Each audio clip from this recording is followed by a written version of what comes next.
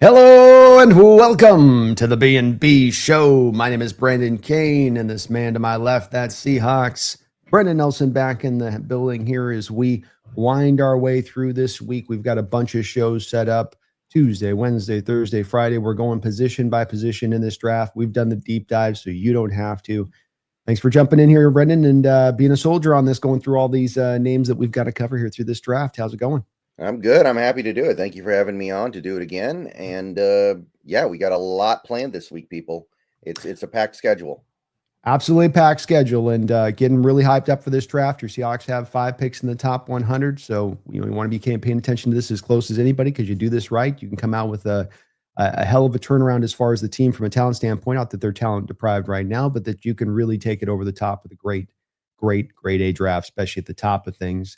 Brendan, today we're going to be taking a look at edges. And people on the surface of this want to say, well, we've got 4 edges. We're kind of good.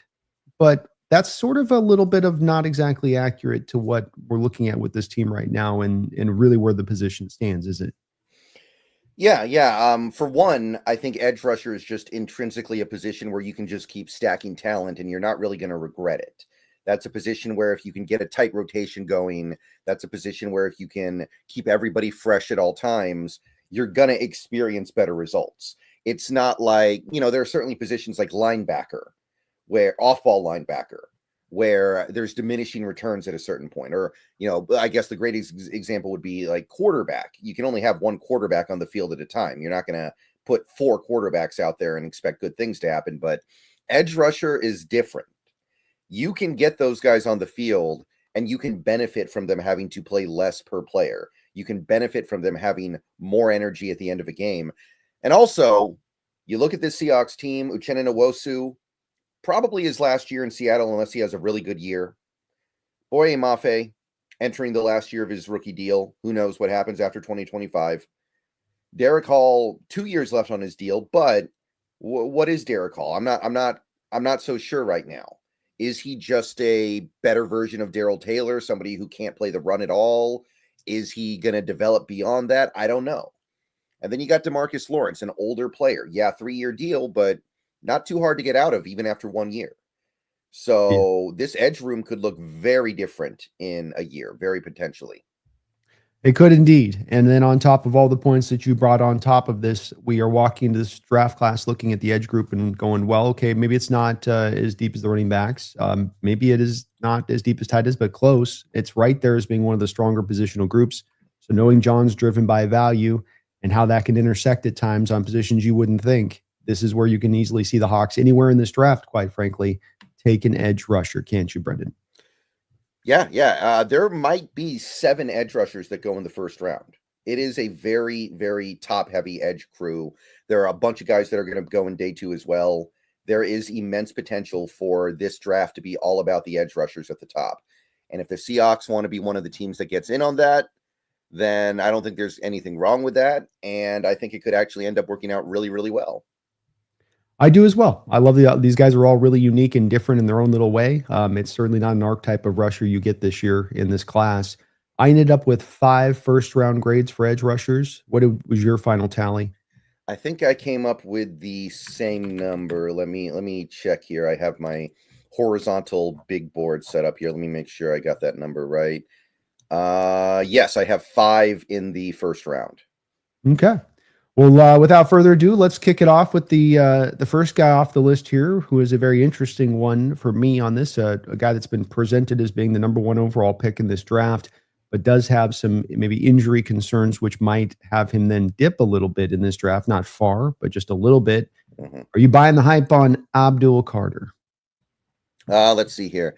Abdul Carter didn't do anything at the combine, didn't even let people measure his arms, which you almost never see that. Usually they at least let you measure your arms.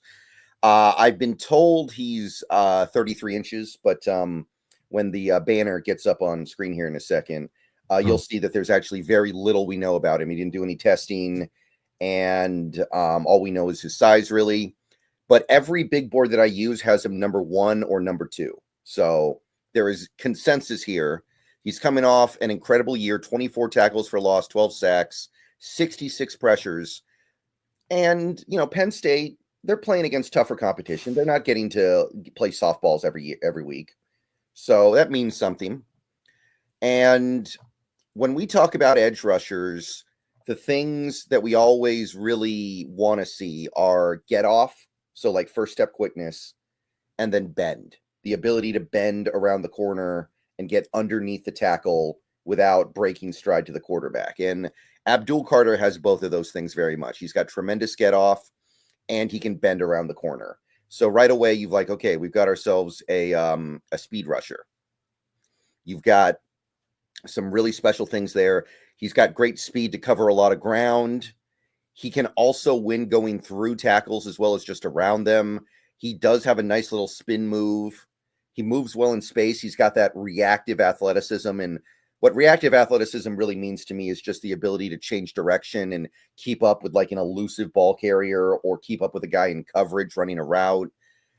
He knows how to use his hands pretty well, I think. And maybe this is, the big one.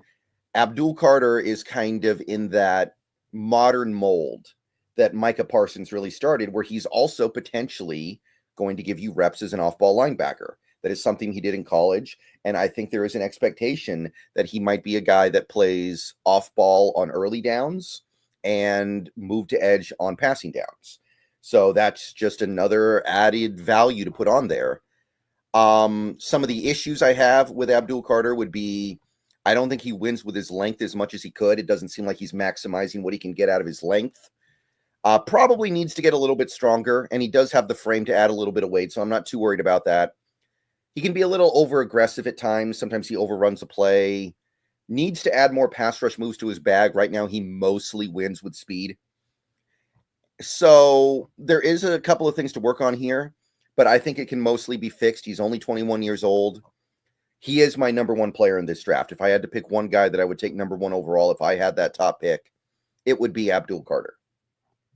Yeah, he's a lot of fun and definitely would be in contention for me on that. I don't know if I fully get to the spot of pulling that with him because there's just a couple little things there that give me that worry. The foot injury, we don't really know the severity. Doesn't sound like it's horribly bad, but taking number one overall pick with an injury like that gives you a little bit of hesitancy. Then the fact that he's really only been an edge for 1 year out there and that you only have that 1 year go off, the talent's true. He looks like Von Miller on tape, and I wouldn't throw that comp around a lot. It's literally that quickness, Brendan, where you just shouldn't be that fast in that first 5 steps for a guy at that size. And he's just a blur in that way. And Vaughn was that way coming out as well. I think that comp is really true. There's a lot of reason to believe that the upside there will come forward as he gets to become more, used to being a pass rusher and understanding how to start to use the moves. I think what you said is right, where it's not a lot of moves he's got. He's got a rip move. He's got a Looney Tunes ghost move he can do. It's just like the cartoon, where it's like, and then the smoky apparition of what was there once before still exists. He's just like that, where it's, again, a part where you just go, whoa, that's very Von Miller, esque to me. And your points about the off-ball linebacker, I think, are an important one, especially when it comes to the early rundown stuff, because when you got him, looking at the 23 tape, when you got him in pass coverage as an off-ball linebacker, he could get lost a little bit in the sauce at that point. But on early rundowns and, getting up under he's really good about getting up under and leverage wise under the tackles pads and really being able to work around then off those blocks. He was good as a run defender off ball linebacker wise. So a real way you could kind of have a Julian Peterson kind of transition with him. That's a deep pull from way back in the day for our Hawks, but very kind of similar in that way. Yeah. I think he was like the first guy to play 5 different defensive positions in one game. Julian Peterson, he was like safety, corner, linebacker, defensive end, and one other position. He was a lot of fun. So if you can get that, it's like, wow, okay. Travis Hunter, eat your heart out. Yeah, that's a lot of skills to be able to put together. And you mentioned one other little part here you can do with him too, is that he worked even in the spinner role. Did Carter when they put him as sort of a stand-up rusher down over the guard there. He was even good in that role of things. So a lot of upsides to this kid, a little bit of a risk. Brendan, let's say that this guy has a little bit of the worry because of the 1 year production, foot injury, a couple quarterbacks get taken up in the first round at the top 5. This guy drops to 6 or 7. Is he good enough for you at that point to where you're giving up one of your second round picks to move on up to go grab him there at that spot? I think so. I think I would do that. I seriously doubt that opportunity presents itself, but if it did, I think I would do it. I think I believe in his ability that much. I think he's going to be that special of a player. And I think that if all I had to give up was that, I'd probably have to jump on that. Yeah, I think that would probably be pretty hard for me to pass up of that too if he does drift down there to that spot. And Seahawks have the ammunition if a guy does drop to move up here in this draft, unlike they've been able to be in a position to ever do so before, really under John's time here, absent the Russell Wilson stuff, of course. Yeah, and just looking at it. Oh, I'm sorry. No, go ahead. No, you're good. Yeah, and just looking at it real quick, it seems like the Giants will take either Hunter or Carter. I think that's likely the way this plays out. And then it feels like New England gets the other one of those two. So I don't think he gets past the top 4. I would think not. I mean, and historically speaking, a guy like this doesn't tend to, but that injury thing could be a little bit of the equalizer here to a degree too, where if teams get a little bit worried by that, then that causes it to dip. You like to have that certainty in the top 5. You don't like there to be any real question marks, and that on top of the 1-year production off being an edge might make people a little bit worried just to a degree on that. But that'll be interesting to see how it plays out. The next guy I've got on my list is Mykel Williams. I'm guessing you probably have Walker ahead of Williams. Let's see here. What did I do? He is higher on the big boards. I actually liked Mykel Williams a little bit more personally. I think the aggregate has him a little bit higher though. So I like Mykel more. Yeah, I'm more of a Mykel Williams as well. I love Walker as well, so I don't not like Jalen Walker. I think they're both first round players. For me, Brendan, this is a guy that to me is my big jump as far as a blue chip guy. Nobody's really blue chipping, but I consider a blue chip. Do you hold him in that high regard as well? I get very close. I'm not sure I'm to the blue chip point. I mean, what does blue chip mean at the end of the day to you? Like that's what I would ask. All pro potential. I would say not quite, because I do wonder. I do wonder how some of this stuff develops, because I do think he's the kind of player that needs time. I don't think he's going to be immediately just present himself with being able to do amazing things in the league. So I'm not 100% sure how it develops, but I do think there's a real chance of it. He's got so many things that make me think he's going to be a monster. Now, I do think he's a better fit for a 4-3 defense because he's a little bit of a bigger guy.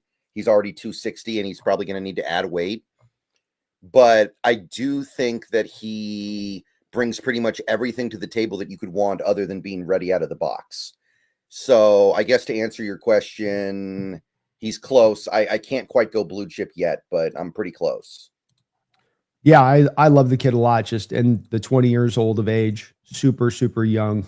He's got the length to go with the big hands, where he gets his hands on you at that length, and he can control blockers, especially off the edge in the run game. He could be that power edge here for this defense.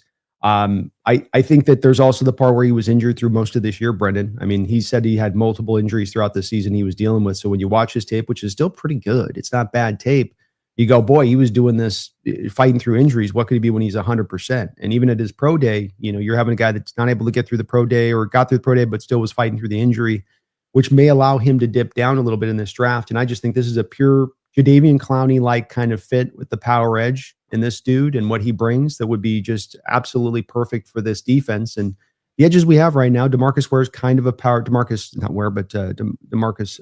We're going to mess up his name so many times. I've gotten Dexter, DeMarcus. I can't get the damn thing. I got to come up with a nick. Yeah. D-Law. I'm calling D-Law. That's why they went D-Law, I think, in Dallas. So it's D-Law now forever. D-Law. Yeah, I agree with that. I wish it was Dexter Lawrence, though. That'd be really cool. Yeah, I know. Well, maybe I'm wishing it here, hoping on that one. But I think that he fits in the defense so well, and you don't have this on the roster right now, really, outside of Lawrence. And gives you the future for the position, gives you the upside. If he dipped down there to us at 18, I would jump on him all day and think that the value was just outstanding to grab that guy. But I will admit, I am fully, Brendan, much higher on this guy than many out there are. I mean, people see him as a first-round guy, but they don't see him as sort of that select place that I'm kind of presenting him into. Yeah, of the 6 major big boards that I use, only half of them have him going above 18. Yeah. So there's a real chance he's there at 18. The aggregate has him at 15, so it would not take much.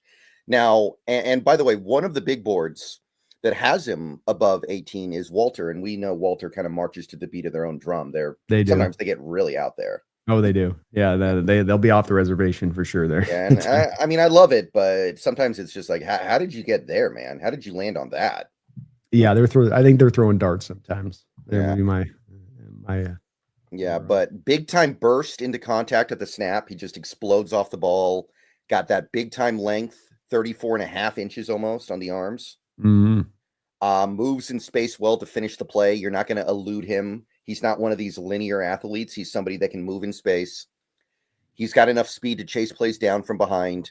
His speed to power game is deadly. His ability to just explode into contact when he gets a little bit of build up space. Does have a couple of pass rush moves. And I don't know how much of this will translate to the NFL, but he did play up and down the line at Georgia. He was playing like 0 tech, 1 tech, 3 tech, 5 tech. He was playing edge. He was doing all kinds of stuff. And look, he's a big guy. He's already 260 pounds, and I think he needs to add more weight. There are many different ways he could go with this, and he may end up playing many different roles. Now, I do think he needs some time to add strength. Sometimes he loses leverage because he is so tall. He's like over 6'5". So sometimes players get under his pads. He's got to add some more rush moves. And sometimes I think if a blocker can engage him cleanly, he gets stuck a little too long, but that's totally fixable. Pretty much everything that isn't ideal with him is fixable. There's nothing here that I look at and go, this is just bad, right? It's never going to be fixed. You know, you look at some of these players, and we're going to look at plenty today that are like, oh, he's got 32-inch arms. You're not fixing that. There's nothing he can do about that. Yeah. But Michael Williams, he can fix it all. So I think he's more potential than he is an immediate impact player. But I think he's going to be an absolute monster down the line. I would be pretty happy putting him in the top 15. I feel like he might be a better fit for a 4-3, but I also kind of feel like he'll find a way to be good at whatever. He'll find a way, whatever defense you put him in. So, yeah, to me, he's a top 15 guy, and he may end up in my top 10 when I actually put together my precise big board. We'll see. Yeah, that's a good point about maybe he's a better suited to the 4-3. I think he can do both, but that's, I think, completely valid. I think, too, as well, when you talk about these things that are correctable and fixable, when you have a guy that just did turn 21, in addition to that, that's also what gives you a lot more confidence to believe that those issues will be correctable. They are correctable on the surface of it, but then being young, not 24 coming out, gives you, to me, a lot more of the confidence to say this stuff will get figured. The pass rush moves will come along with time. The better understanding of leverage will come along with time. But he's got stuff you can't teach. And at that age, they don't tend to come out that good either on that side of it. So just love the kid a lot. Yeah, I agree. And he can add weight. He's got the frame for it. He's tall. So if he needs to add muscle, he can add muscle. It's not that big of a deal. Agreed. Yeah. And I think he kind of slimmed down a little bit to 260 for some of the testing stuff they were doing. I think he plays more about 275 on game day. So he's a legit big edge. All right, the next guy got on the board is going to be his college teammate out there. We got another off-ball edge guy, hybrid guy here, another youngster out there in Jalen Walker, 21-year-old Georgia kid, 6'1", 243. Brendan, interesting size that he's bringing to play on that. We got a couple of 6'1"ers here in this draft that are some interesting players we got to talk about on this. Yeah, they're more wide than they are tall. They're round. Very, very much. Little bowling balls out there. What did you think about Mr. Walker? So he's really small, like you said, which is, it can be good, actually. It's not bad to be small in the NFL sometimes. Let you get underneath their pads, but he's also got very short arms. So right away, you're like, a little bit unsure, I think, of how this works. Production in college was good, but it wasn't over the top amazing. Now, granted, he's at Georgia. In Georgia, you're having to compete with so many players to put up stats, right? You're not going to be the only guy in the backfield. You're going to be competing with sacks with everybody in the world. So I'm not saying anything too bad about that.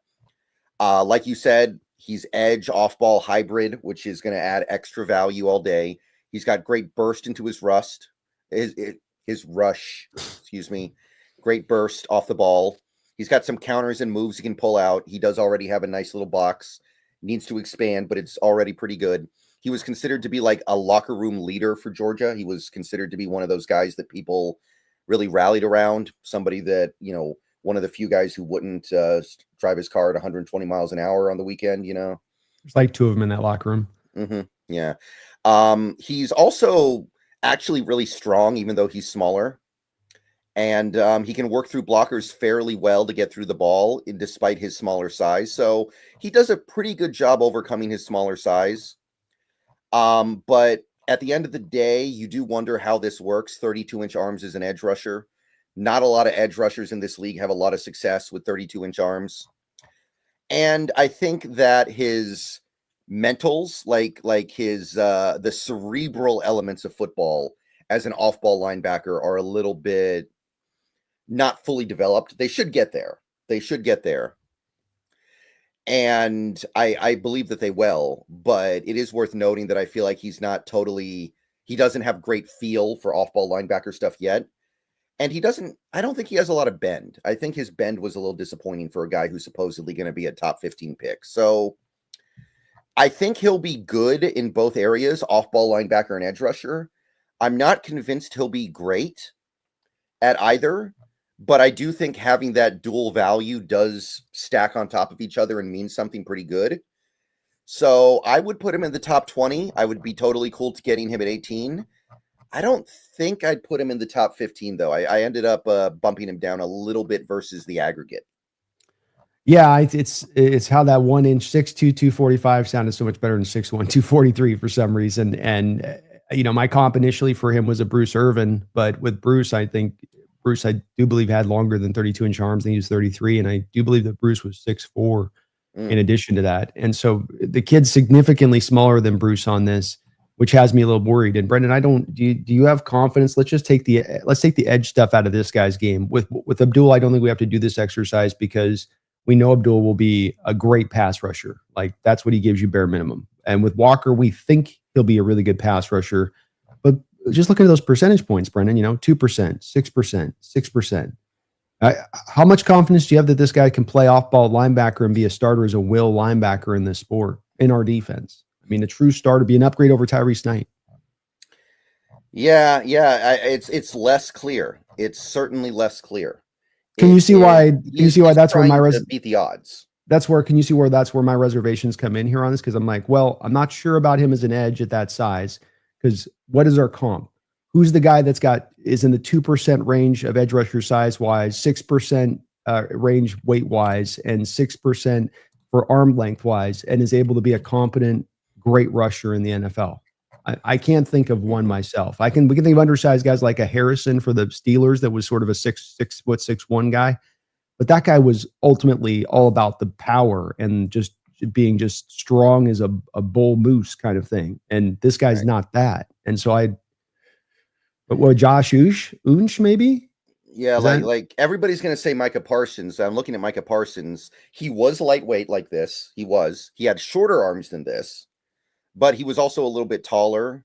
And he also ran a 4.36. It was just inhumane what he was doing out there. Walker I don't think Walker's that fast, and I don't think Walker has that bend. No, Walker doesn't bend the way Parsons can. I'd agree with that. I think he's more 4.45 kind of guy with the Walker. So there's a legit, like, almost second difference there between those two guys and what they ran.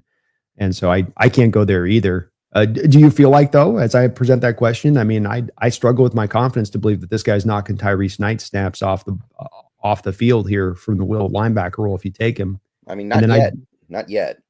And then I have hesitancy about confidence with him I do have him in the first round. Don't get me wrong. It's just like, I feel like he has to go to a very specialized defense that's going to just use him all over the place. And rather than you being a will that, like the Julian Peterson thing, Julian was the will who became the edge on third downs. This guy's got to be, to me, more of the will, and you put him inside and you bring him on blitzes from the inside occasionally, and you have him spot drop out into space over here occasionally, and just always are sort of mixing him up in how you're using him. It was the Jamal Adams fantasy that never really got to be lived out. Kind of. Yeah, exactly. It's essentially the Jamal Adams kind of situation, but with this guy and how you look to use him, I think. And I don't know if we would do him in that way if we brought him here. I think we'd do more of the Peterson will to edge, and not a lot of necessarily moving him all over the place. Yeah, I wouldn't be upset if we took him at 18, but I do suspect we'll be able to do a little bit better. I'm not as high on him as the aggregate is. They have him 11th. I'd put him more like around that in the back end of the 20s. Yeah. I need a historical I need a historical guy I can go off of. And Oosh is, I guess, a pretty relatively good. He's another smaller guy, a little bit like this off-ball linebacker in College of Michigan who you were going to have to utilize in this way. He's been able to be effective at the sport, but boy, to be taking that at number 11 in the first round, to take a Josh Oosh at number 11 in the first round feels a little bit rich. Yeah, it's a tough one. It feels like, it's like how Russell Wilson made teams overvalue small quarterbacks. Yeah. Maybe Micah Parsons is making teams overvalue these hybrid linebackers. That's a good point. And not all of them are going to be in the same way. Like you mentioned, you want to make sure it's an exact comp, that you're not just kind of doing general, from a mile away, he looks about the same. No, let's get him up close and make sure that the comp is actually more apropos on that one. Right. Absolutely. Well, next guy up on my list here, and I've been kind of flopping. I feel like I'm going to probably push this guy below the other guy we're going to talk about after this guy, but you might have him at this spot on it. I went back and watched his tape. Really did like his tape again last night, kind of preparing for the show on this one, Brendan. But James Pierce out of Tennessee, guy with reportedly him and Green might have some character concerns. I don't know if we've been able to really confirm that or not, but a really real fun pass rusher, really gets after, good complete player too, isn't he? But the question that I got to ask you right off the rip is James Pierce merely Darrell Taylor? Is this fool's gold? I think it's a little better than Darrell Taylor. I'm not enamored with this one personally. I'm not enamored with it. He's very lean for one. It's a little bit atypical. He's very tall, as we can see on the percentiles, 87th percentile height, but only 7th percentile weight. So that's a little bit unconventional. He's also got short arms, 32 3/4. So I'm a little bit suspicious right off the rip. What he's really about is his speed and first step quickness, which, I mean, that came in the combine in spades. My God, 4.47, 1.56. His broad jump was really good too. So, okay. He's got massive ability to just get the corner on these tackles. He does have some nice rush counters. Shows off some ability to stack and shed, even though he has the shorter arms, and I wonder how much that translates to the pros. He's somebody who will keep fighting. He's somebody that will stay with the play through contact. He'll keep fighting until the whistle's blown. He can generate power with force. He can convert speed to power. And he's really good chasing down plays from the weak side. He's really good at chasing down plays when he's the weak side defender on like a stretch play. So there's great stuff here. But I'm looking at him and I'm like, he's really small in terms of his weight. He's got short arms. I don't think he has very much bend. He has some, but not as much as I would like. His ability to really turn the corner is not that great. His strength is kind of wanting. And I think he's more of a straight line athlete rather than a great space athlete. He's one of these guys that is great in a straight line. I think he is weak against the run. I think there's a lot of problems here once you get past that burst off the edge. I actually ended up kind of landing middle second round personally. I ended up kind of landing there. I wasn't big on this one. I did like him, I think, a little bit more than you. I do have him that first round, but like I said, I do think I will dip him as the 5th in the first round as far as the grade goes with him. He's got some certain things he does that I think can mitigate. The things you mentioned, I think, are I agree for the most part down the line. I think he's a little bit better, maybe run defender than you have him kind of presented at. But all the rest of the things you said, I think, are pretty fair. What he does, I think that he does to kind of counter and mitigate some of the lack of bend is, first off, I don't know if there's another edge in this draft that is able to launch off the ball with quickness and then still give you stutter steps while he's launching off the ball. And so you get the offensive tackles with the stutter steps, you can feel them trying to figure out when's he going to come to the stop and the contact going to happen here, because the guy's doing the little stutter as he's getting up the field, which I don't think there's a lot of edges that can really do that as much in this draft. It stood out. Also, his counter inside, he's got a light switch counters jab step inside where presses it out hard, and then it's that one step inside, and it's like a rubber band snapping when he goes right past the tackle, and he's caught a lot of tackles in that way. So he has a couple of these sort of counterish moves to keep tackles, to me at least, they can't cheat a little bit to the quickness and the explosiveness that he does have. So I did like that part about it. I thought he works with a lot of heart and fire out there, which you like to see. I think he can add 10 pounds, Brendan. He's 245, but I think he can throw 10 pounds onto that big, long build not lose a lot of quickness on that side of it. So I do trust a little bit in that as well. I think there are times he can get stuck on blocks at being a little bit of an undersized guy, to where when he tries to go make the tackle, he's just trying like hell to get off the block. And so he has a missed tackle happen because he's not able to wrap up because he's just throwing his body at the guy to try to do something. But like him as a player, I do think that the bend side is where I'd like him to have a little bit more of that bend if I was going to be elevating him a little bit higher in the first round, because I think that is a thing that's going to be a little bit of a holding him back. He's not enough of a power guy to be missing that, I don't think. Yeah, I mean, speed kills. Speed does kill, but ultimately I just couldn't get into this. I do think the Darrell Taylor comp it's a little extreme, but it may end up holding more true than people expect. It may. I do think he's better against the run than Darrell was, but you do worry about just some of that stuff with that production. You got tricked in that production before from the same exact school, and so you keep in your mind a little bit on this side. A young player to a 21 still, so there's that upside with him as far as not an older prospect. Well, the next guy is maybe the most interesting pass rusher in this entire draft, Brendan, pound for pound, a guy that may have as much upside as any pass rusher in this draft, but one that's a very tough evaluation because of where he's coming from the school and the competition.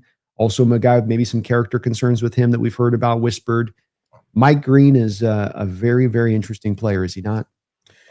Yeah, and I don't think it's a maybe with the character stuff. He got kicked off Va Tech. He actually did. Whatever happened, it was enough for Virginia Tech to decide, hey, go. We're sending you to Marshall.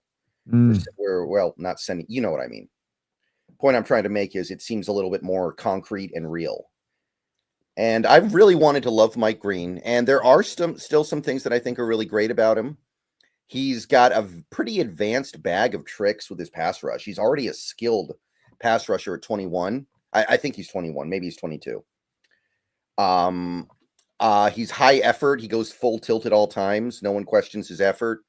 He's got good burst out of his stance, which can really just speed himself right past tackles. And he's got bend. So he is the full package as like a speed rusher. He can get the burst and then he can get the bend. He's also good at chaining together moves, stacking moves on top of moves to throw blockers off. He understands how to get low as well, although he is naturally kind of short, so it's a little bit easier for him to be the low man. He's got a decent amount of power, and he's skilled with his hands. So this is a guy who's going to be, I think, pretty ready to hit the ground running here. But he's got the T-Rex arms, 32-inch arms. So this is another guy where we're just kind of left wondering, how does this work in the NFL against better competition?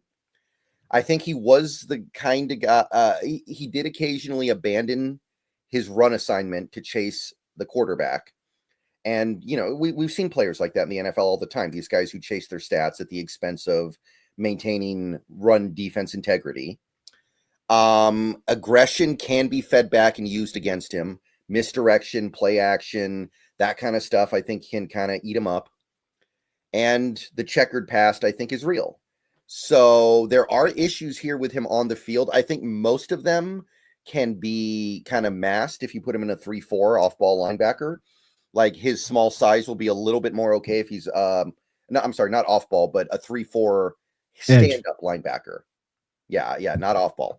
But I think you can mask some of it, but you're not going to fix the short arms. There's nothing you can do about that. And the character concerns, I think, are real. So I went early second round here, couldn't quite get him to the first. I got close.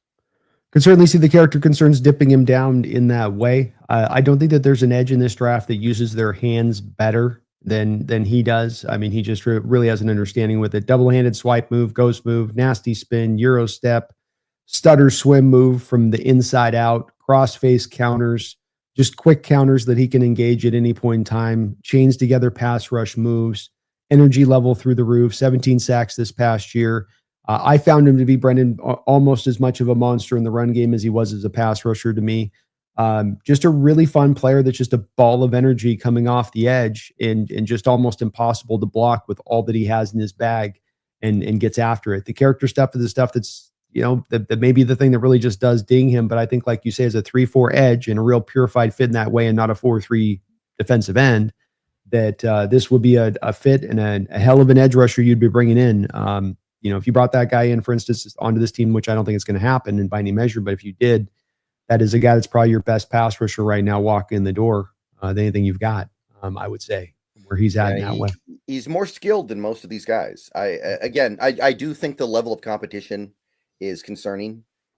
But I mean, I think he's close. He's probably like 34 or 35 on my big board.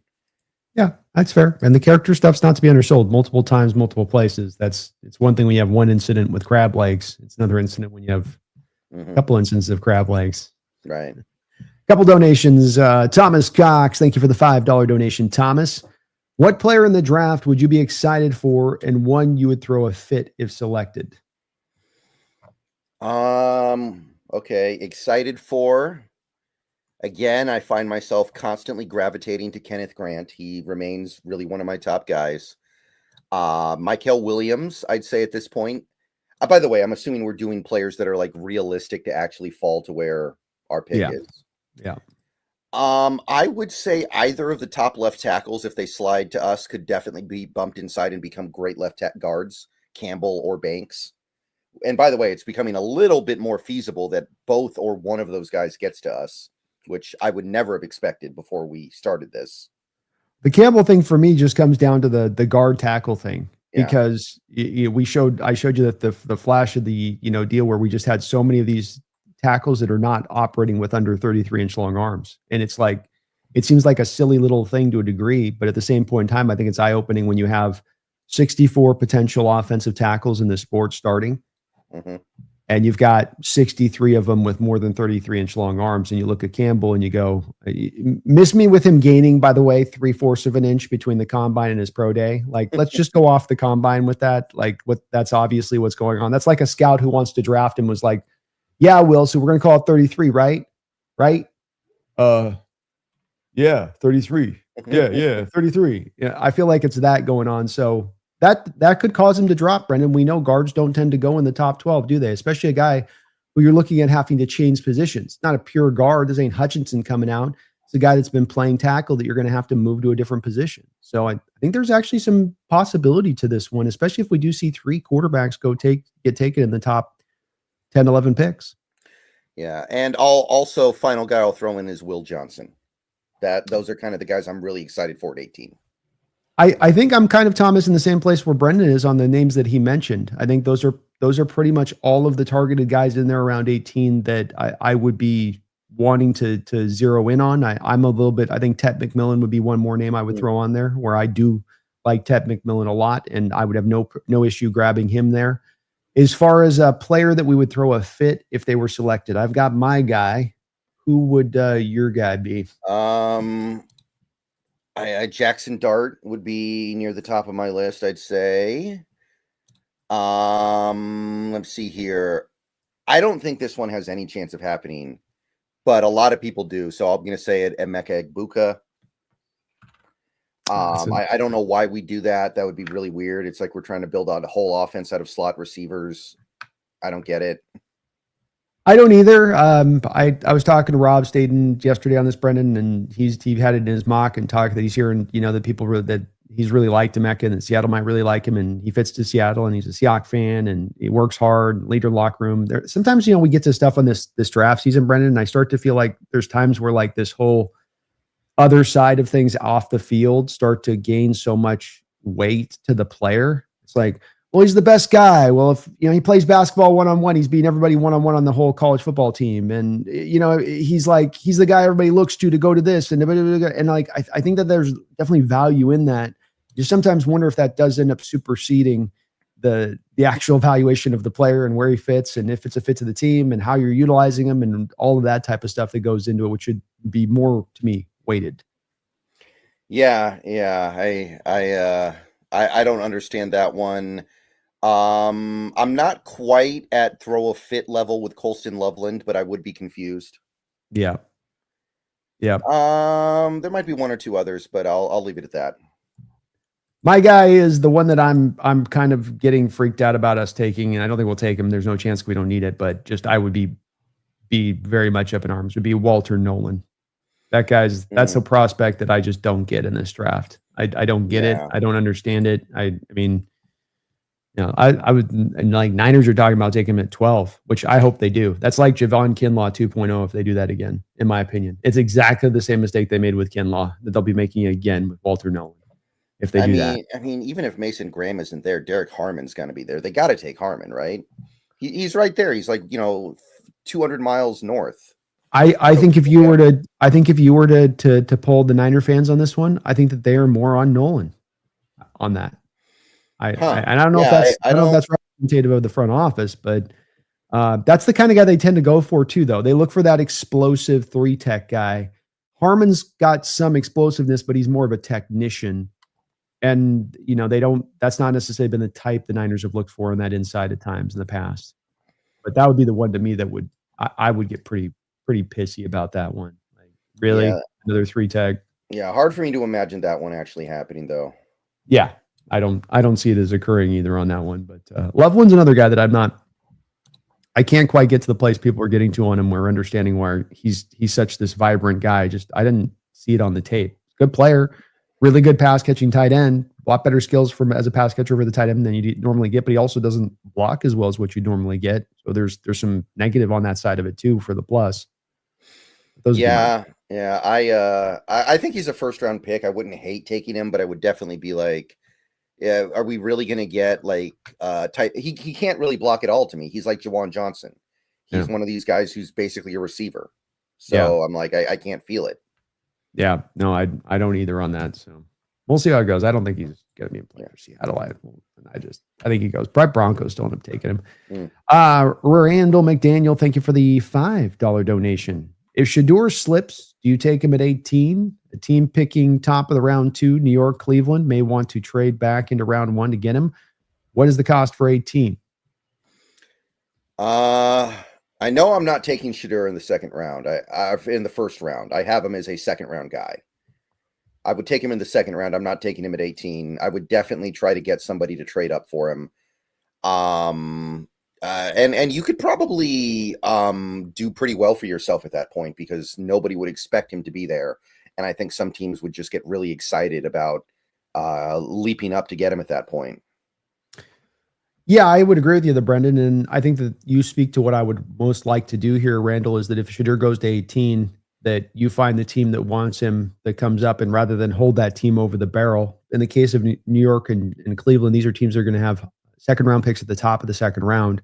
So, you'd like to ideally say, okay, you want to move up from your second round to our 18, give us your second round pick, and then give us, your third round pick and then a future something, is ideally what you kind of want to try to pull off with that if you could do it. I've got to say I'm at a point with Shedeur where I'm out on him, and not because of anything personality wise with him. I just keep coming down to the thing I'm becoming obsessive with him and the quarterback fits, Brendan, is that whole thing with just the arm strength, size, location you want the guy to be playing. I don't want the guy to be playing in inclement weather where it's raining all the time. I want that guy in a warm weather environment. I want him in a dome. I don't want him in the Pacific Northwest trying to, throw through wind when he doesn't have the arm strength to really do that. So I would be more at this point of just saying, find a team that wants him, get what you can get back for it, and then move back on that and call it a day. Yeah. I think at a certain point the Shedeur value kicks in, but I think you could probably do better trading back with a team that really wants him. I still don't think he's going to slip that far. I don't think he's going to be anywhere near 18 overall. It gets said, I think, that the 2 quarterbacks go in the top 4 picks. Like, that's to me the way this is going to happen one way or the other. A team trading up wherever they trade up for, however it works to make it happen. But that's the way that this thing plays out to me. Yeah, Shadeur's not going to be happy in Cleveland, I'll tell you. He's not going to like that. No, I wouldn't think so. No, I wouldn't think so. But it's there, or New York, one of the New York teams maybe. I don't know. It's kind of hard to. It's still very hard to pinpoint exactly where we're at with the. I mean, the Giants loaded up on so many of these cruddy quarterbacks. It feels like they're really trying to make sure they don't have to take a quarterback. So I don't think they're doing that anymore. They have 3 quarterbacks already. I agree with you. But obviously, if you take Shedeur, then are you still holding on to DeVito at that point? Probably not. Yeah, but there are ways to do it. And the one thing I've wondered with this, Brendan, is they don't try to pull that move where you have the general manager and the head coach there. They're on the hot seat. They've got to win this year. You throw out Jameis, you throw out Russell. They don't get the job done, as we know they're not going to be able to with that team. You get to the last 3 or 4 games of the season, you put Shedeur out there. Shedeur wins 2 of the last 3 games and looks pretty good. Now Daboll can come back and the general manager can come back to ownership and be like, hey, look, so it's like, it's a way of like buying yourself a ticket to buy yourself a year, maybe more than it is you're sold on the player or you're thinking he's this or you know what I mean? Like it's a whole different thing, maybe drawing their motivation there. Shadeur's going to win a lot of games in New York, December weather. I'm sure that's going to be a match made in heaven too. Yeah. I don't think it's a good fit, but again, I think that's where all that other stuff goes out the window. And it's just this, like, how do we keep our job stuff? And, you listen to Mike Mayock. I don't know if you heard him talk about it, but when he was talking about, he was asked this question this last week by Eisen on how did you know Aaron Rodgers was going to drop in that draft where Aaron was supposed to go up in the top 5 and end up going to the Green Bay Packers. And he said, a lot of my evaluation on that was these general managers and coaches in the places they were at and how close they were to being fired and how that was pushing their decision-making in that draft at the top of the draft. And it kind of light bulb moment for me a little bit of like, yeah, we like to think it's all talent and fit and all that, but sometimes it's like, I just want to keep my effing job. Yeah. Yeah. I don't think Daboll makes it to the end of the season, by the way. He's out by week 7. There's not a pathway for them winning, is there? I mean, Yeah. In that division, it's like, unless they can beat up on the Cowboys and hope the Eagles or Washington fall, Daniels gets injured week 2 or something, would be like their only kind of hope on this one. Yeah. He's going to give us some highlight reel screaming matches on the sideline before he's out, though. No coach has a redder face when he gets angry than that guy. Him and Wilson are going to be oil and water, I think, too. I can't imagine that. He's going to be like, remember J.K. Simmons in Whiplash? He's going to be like that all year. Oh, I can see it. And then as we've seen with Russ, that's the exact opposite kind of coach that you want to pair with Russ too, by the way. You want to get him a Carroll guy that's like, positive and keep him on that. Not the guy of like, what were you thinking? Mm-hmm. All right. Well, no mess. It ain't gonna end out well, but I could see him being fired week 7 too on that if it don't go right. So same with the general manager though too. They're probably gonna just flop out everything. That's what they do. They draft Shedeur and then they bring in Dion next year.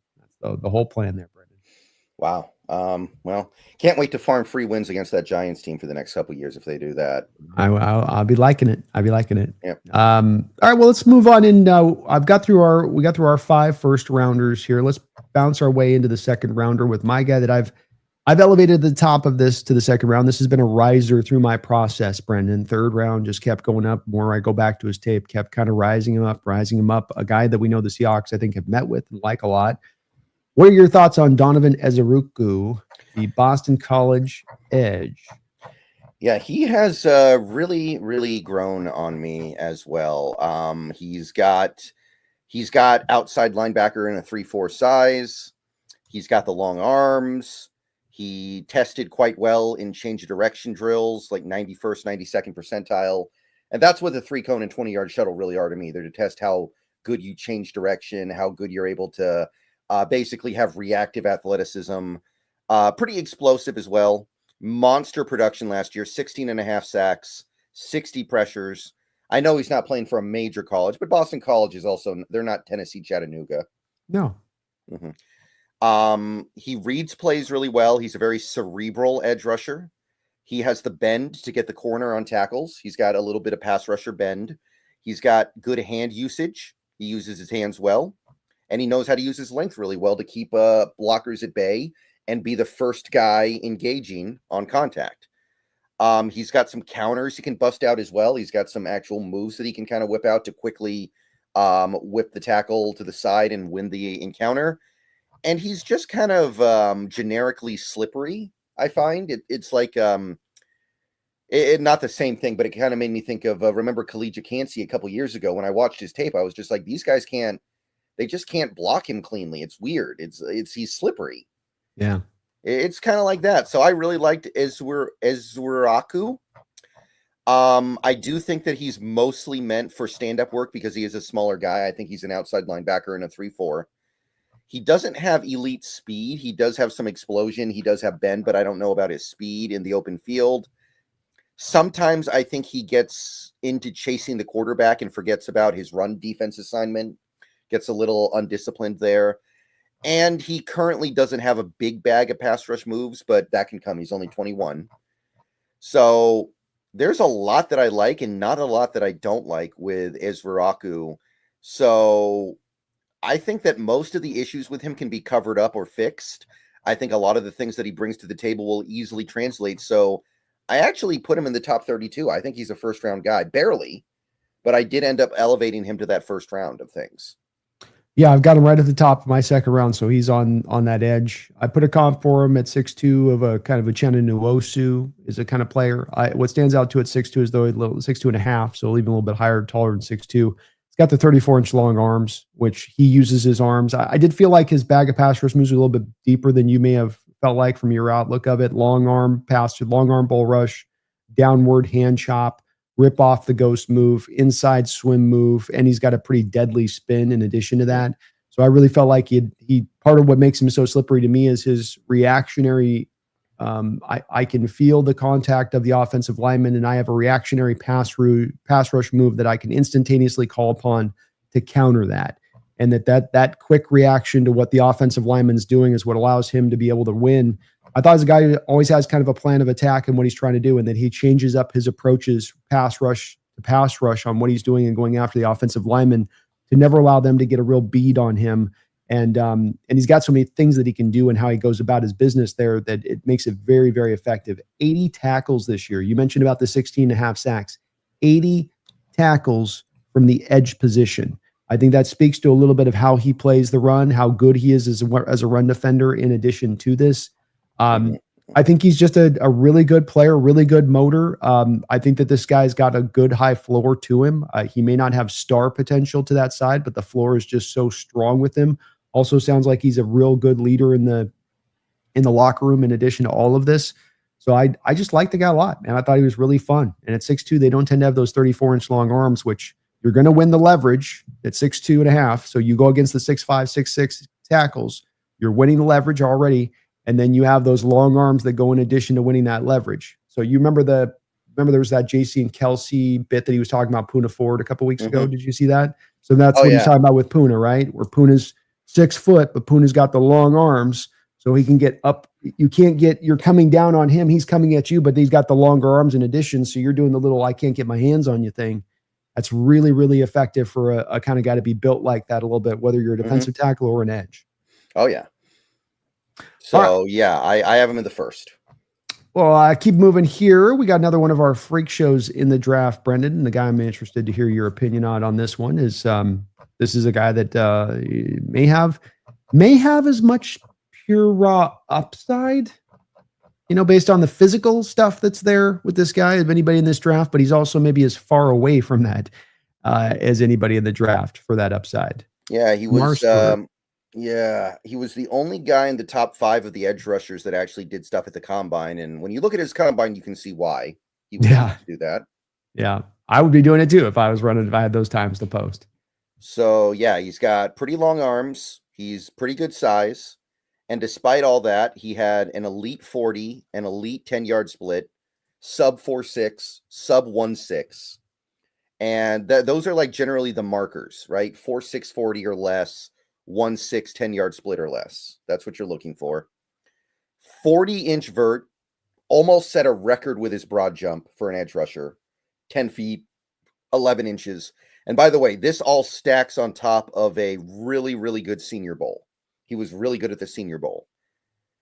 And, I mean, he is an all-time great NFL athlete, I think. The fact that he's doing all this at 267 is kind of insane. Insane explosiveness. He's got great bend. He can slide inside and go at guards as well. I think he's going to be one of those guys that can slide inside on passing downs.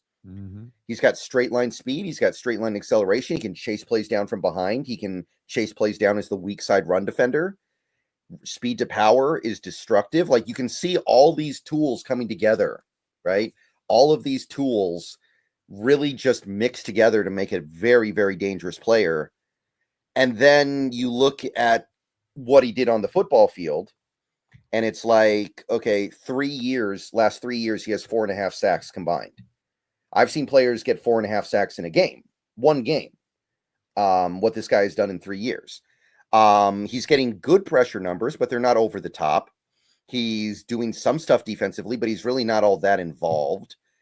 And you just get very, very confused. How is this possible? It's not like he's not playing. he's playing, he's out there. And I think it's just a lack of skill. His hand usage is not very good. He doesn't work through blockers very well. He gets off balance when going into contact. He's somebody who kind of leans into contact with all the negative things that can bring. He doesn't really have pass rush moves. He just wins on speed and bend. And just generally speaking, I think he's erratic and inconsistent. So it's maybe the purest example you can ever find of a guy who has all the talent in the world, but doesn't have any of the skills to really back that up. And because of that, he doesn't produce. He was a 3-year player in college. I think he played significant snaps for 3 years and he still didn't pick any of that up. So it's really fair to wonder if he's ever going to get it. Like if he doesn't have it by now, you'd expect at least to see a little something. I know he's only 21, but there's got to be something here. Yeah. So at this point, right? Well, I think it's true. It's definitely the production is not there to what you would want it to be. And for as big as he is, you're looking for him to more, okay, so you don't have pass rush moves, but are you manhandling the tackles at least? Do I get a feeling of like you're bullying these guys around? And you don't always get that with him snap in and snap out in addition to that. And so this is the heaviest projection that you have to make of any edge in this draft, especially for how high you have to take him. But these are Myles Garrett type numbers that he's producing. I mean, it's almost note for note the exact same as a Myles Garrett. And we know what he's been able to bring with that physical skill set. I think you're right about needing to be kicked inside. He only spent about 7% of his time last year inside. And I think that's a guy that probably has to spend a little bit more time at the pro level in there to get the most out of him.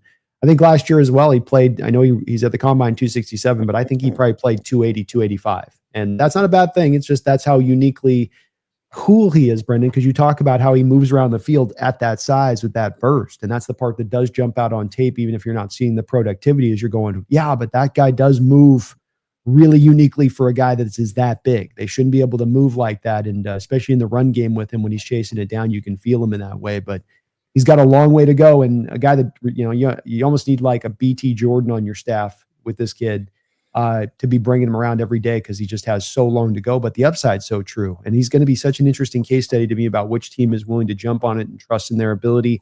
Does he go to that team, Brendan, that's got a track record of really developing the edge rushers, or does he just go to that team that just got caught up in, the promise that he suggests?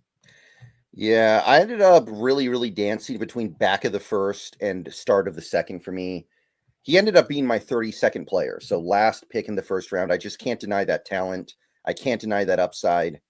But I'm skeptical because we don't see any skills yet, really, I feel like. I feel like there are no skills here, just traits. And he had the opportunity to develop a little bit.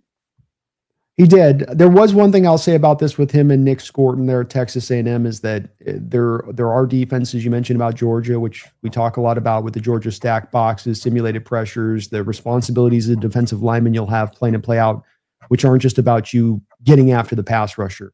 Likewise with Shamar Stewart and Scorton, they played a lot of 4 and 5 technique in that defense on the defensive line. So a lot of times heads up over the tackle.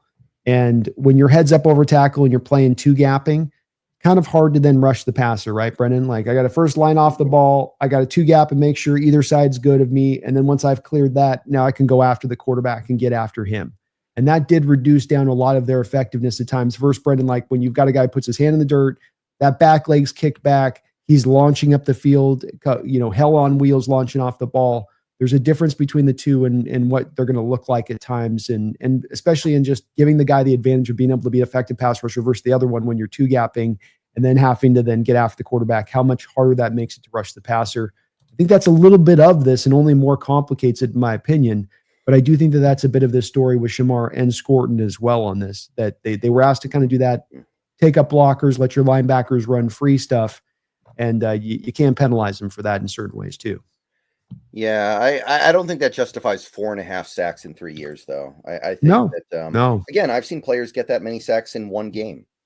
Yeah, no, and that's why I've got him in the second round. So I don't even have him elevated up in the first round. It's just, this isn't just a Mike Mamula who comes in and really tests well because he's gamed the system on the testing time stuff. This is a guy that's giving you those Mike Mamula times, but comes in with the freakish build on top of it. And they just don't come packaged this way very often at all, but once maybe every 8 or 9 years. And that's the part that really, as much as anything, draws him into the second round for me. But completely valid on the lack of production, and it's not completely all explained away by just playing 4 tech. Mm-hmm. All right, keep it moving here. I'm going to go to his college teammate here, the guy I was just talking about, which would be Nick Scorton, the other edge out there at Texas A&M. Yeah, I like Scorton or Scourton or I don't know. Nick Scourton, 21 years old, about the right size for an outside linebacker in a 3-4. Arm length is tolerable, right? 33 inches is okay. Big boards, we got mostly early second round on the aggregate. Was more productive in 2023 than 2024. That's worth noting, I guess. It seemed to be a little bit of a better player. So it seemed like 2024 was supposed to be like his big breakout year where he launches himself into the top 10, and it kind of got, arrested development a little bit. But that player could still be there, man. That player could still be there. He had 10 sacks at 19 years old at Texas A&M, and they're playing real competition down there. That's not some Sun Belt team. Yeah. So great movement skills in open space, nice bag of pass rush moves, knows how to stack those moves together. He's actually more powerful than you would expect for a smaller player. I think he's actually got a decent amount of power. Uses his hands well, and he's another guy who just feels slippery. I don't quite know what it is, but it's just hard to get a clean block on him.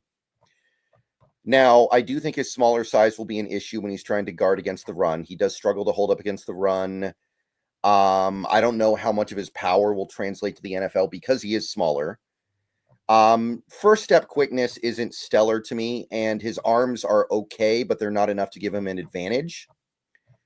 So I don't think he'll ever be a star. I don't think there are enough high-level traits here, but I really like how skilled he is as a pass rusher already. I really like the fact that I think he'll be able to be a good pass rusher out of the box. And I think that he'll also be able to do like zone drops because his movement skills are good. So I put him in the early second round. I actually like Scourton quite a bit. Yeah, I've got him early second round as well. Another guy a little bit like with him and Shamar Stewart, I think both of these guys dropped a lot of weight so that they could come and test right as they get in the pro side of this, but this isn't the weight that they played at. And so, with Shamar, I think he played more 275 to 280. I think Scorton was probably 270 to 275 is what he was playing at come game day. Heavy ass hands and a big man burst. Not burst like a burst that we have with a Pierce or a Walker, but big man burst, or a guy that at 275 shouldn't be able to have that kind of short area quickness like he does have, and then does bring the heavy hands with it. I think he's got a little bit of a Keon White thing going on with him a little bit, the kid that came out of Georgia Tech, where he's played a lot on that edge, but I think you could make an argument that there's going to be some of the best stuff he'll be able to do is when he gets to be kicked inside and that short area burst with the arms long enough at 33 to then go in there and make it happen at that size, especially if he's up around that 275 where he's able to kind of play at. But he could be the power edge in this defense for McDonald, I think. I believe he could set that edge in that way. You mentioned his moves, which he's got 3 moves in particular. Outside Euro step with a double hand swipe, which is cool. He's got a spin move, Brendan, that I thought was kind of close at times to Freeney when he would whip out that spin move. He's got it tight, and he's able to clear the guy right off of him, no doubt about it. And then he does a really good job of attacking half a man. As a pass rusher, that's what they tell you want to do. A lot of these bad pass rushers you'll see at times, and in Shamar's case, this happens at times where he attacks the whole man front side. You want to be attacking that outside half, attack one half of the body or the other. And this guy really does that where he has an offensive tackle feeling like they're only able to use half their body to kind of try to control him because he's always attacking to that one side of it in that way, which was really nice. But those 3 things he pairs together, and then he can kind of go off one to the other a little bit with it. Like his game a lot. Doesn't have kind of the freakishness of upside to Shamar to me on this one, but still right there behind Shamar as far as second round for me. Yeah. I do think Shamar's traits elevate him a little bit, but it would not shock me at all if Scourton's a better pro because he's just far more skilled. Yeah, I think that's a complete fair assessment of the situation there. 100%. PGZ, thank you for the 5 gifted memberships on the Hawks Nest channel, man. You are awesome, brother. Let's go.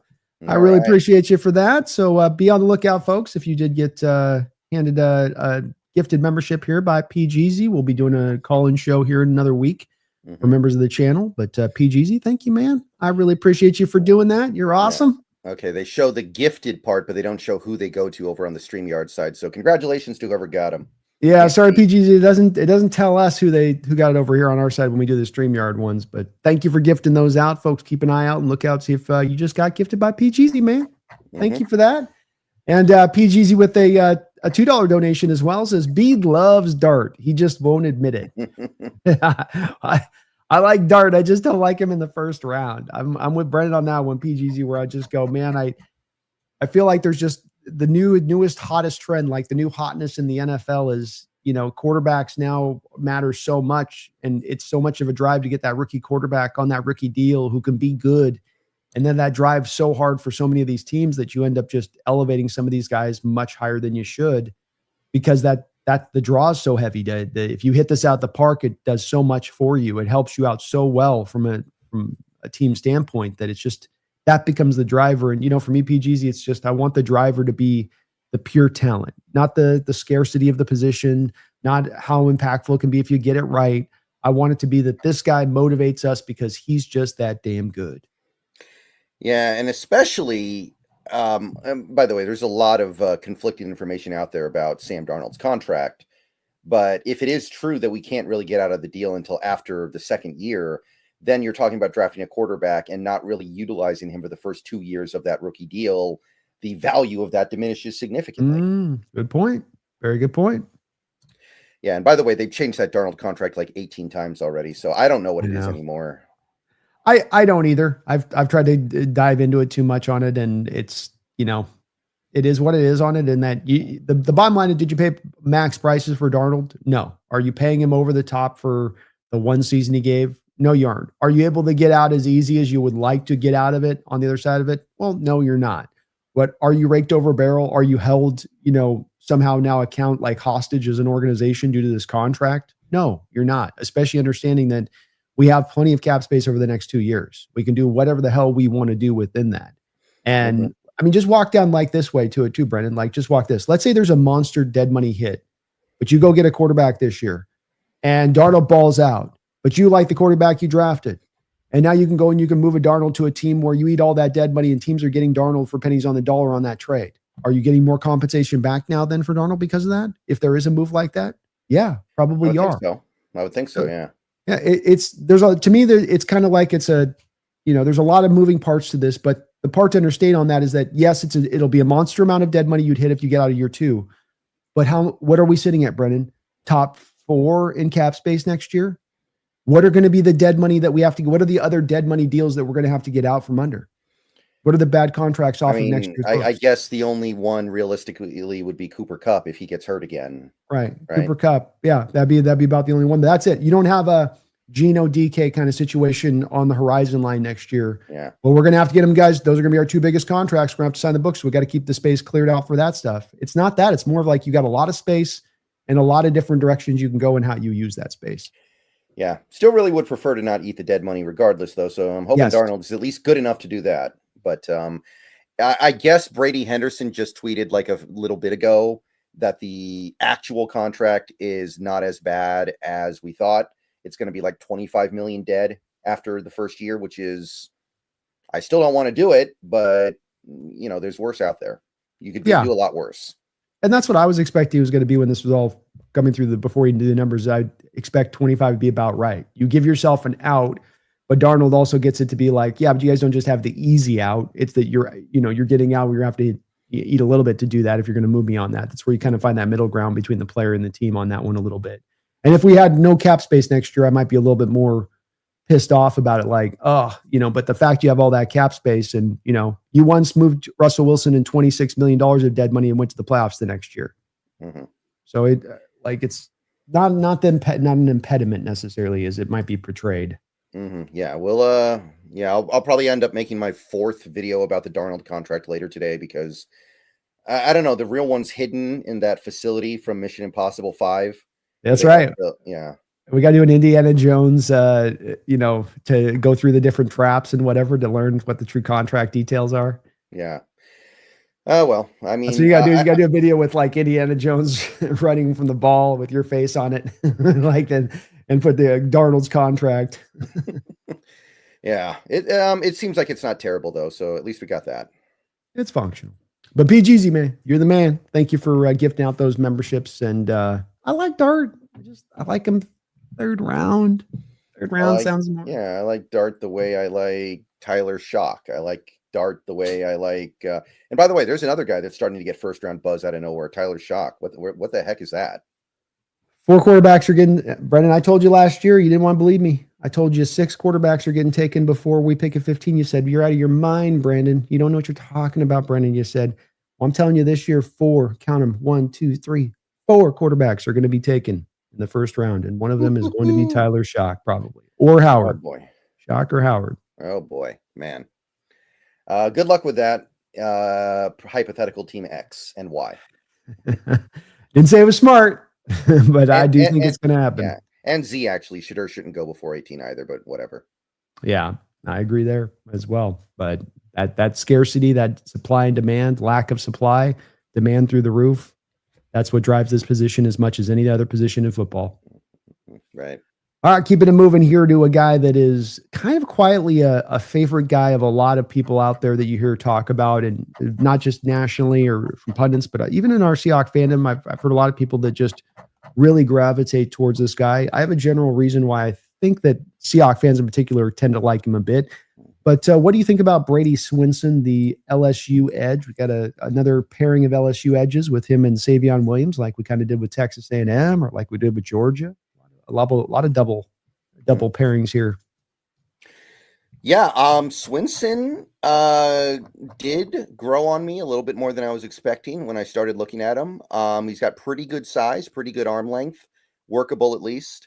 Strong punch. He's got a lot of punch power to get off blockers. His punch hits hard. Good understanding of how to utilize his hands. I think he's a very skilled hand fighter. Reactive athleticism is there. He's got the ability to change direction quickly and keep up with a ball carrier that's trying to elude him. He's got really good footwork when seeking out a lane to attack. He kind of just probes around, and then finds the area of weakness and goes. Got good burst out of his stance. So definitely some good traits here. He does sometimes get off balance. Like, I think his base is too narrow. He needs to widen out his base a little bit so he can survive contact a little bit better. Still working on some of his pass rush moves. I think they're coming, though. I'm not too worried about it. He is developing there. I think bigger players can swallow him up a little bit. He does need to be an outside linebacker in a 3-4, I suspect. And he doesn't have great lateral movement skills. I don't think that's going to be the end of the world. I don't think he moves that great laterally. So I think that there's a lot of all-around appeal here. I think that as a day 2 edge rusher, it's not hard to imagine him finding success. I'd go either late 2nd or early 3rd. I actually liked him quite a bit. I did too. Well, let's see if you like the comp on this, and this is why I think Seahawks fans are really liking this guy a lot. Is Frank Clark is my comp for him a little bit. Now let me think here.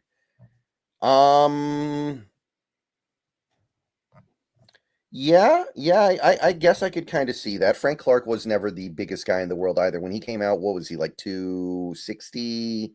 Well, it's one of those guys, he played at Michigan at 275, but we had him down at 259. Okay, yeah. So right around 260. So same idea. Okay, I feel it. I think I can see where you're getting at there. That sounds about right. Yeah, kind of just a long edge karate jiu-jitsu master coming off the edge. Just very hard for tackles to kind of get a bead on.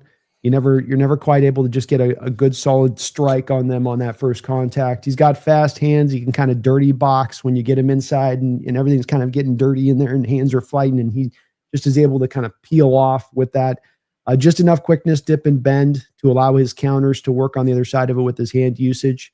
There's not really an elite aspect to him, Brendan. It's not really a pure power guy, not really a pure quickness guy, not a really pure this or that.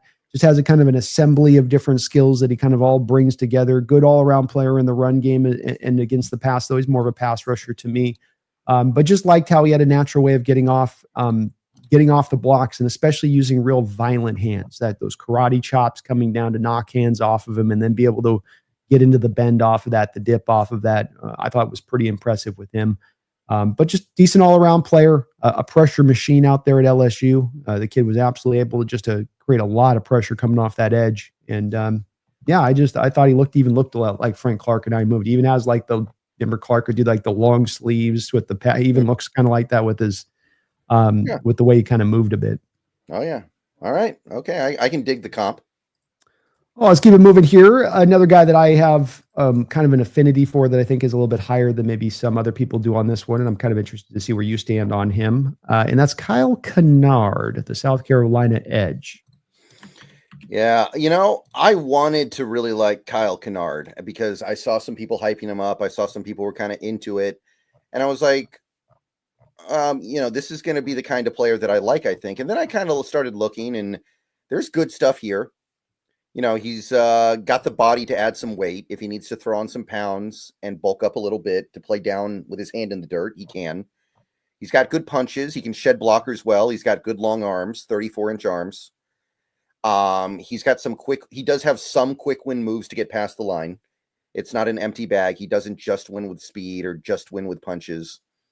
And he uses his long arms well. He forces a lot of fumbles. He's able to kind of circle the pocket and swipe and get at the ball more than the typical player. I don't think he's very fast or quick. And given that he's kind of undersized, he's 254. I expected a little bit more than that. I think his combine performance was a little bit disappointing. And I think when you watch him, he doesn't look as fast as I was hoping. His actual ability to stack and shed is kind of slow. I feel like it's a little bit labored. Play recognition's a little bit behind. He doesn't really have bend, and he's going to have to find a more robust rush package. So I ended up being a little bit down on Kennard personally.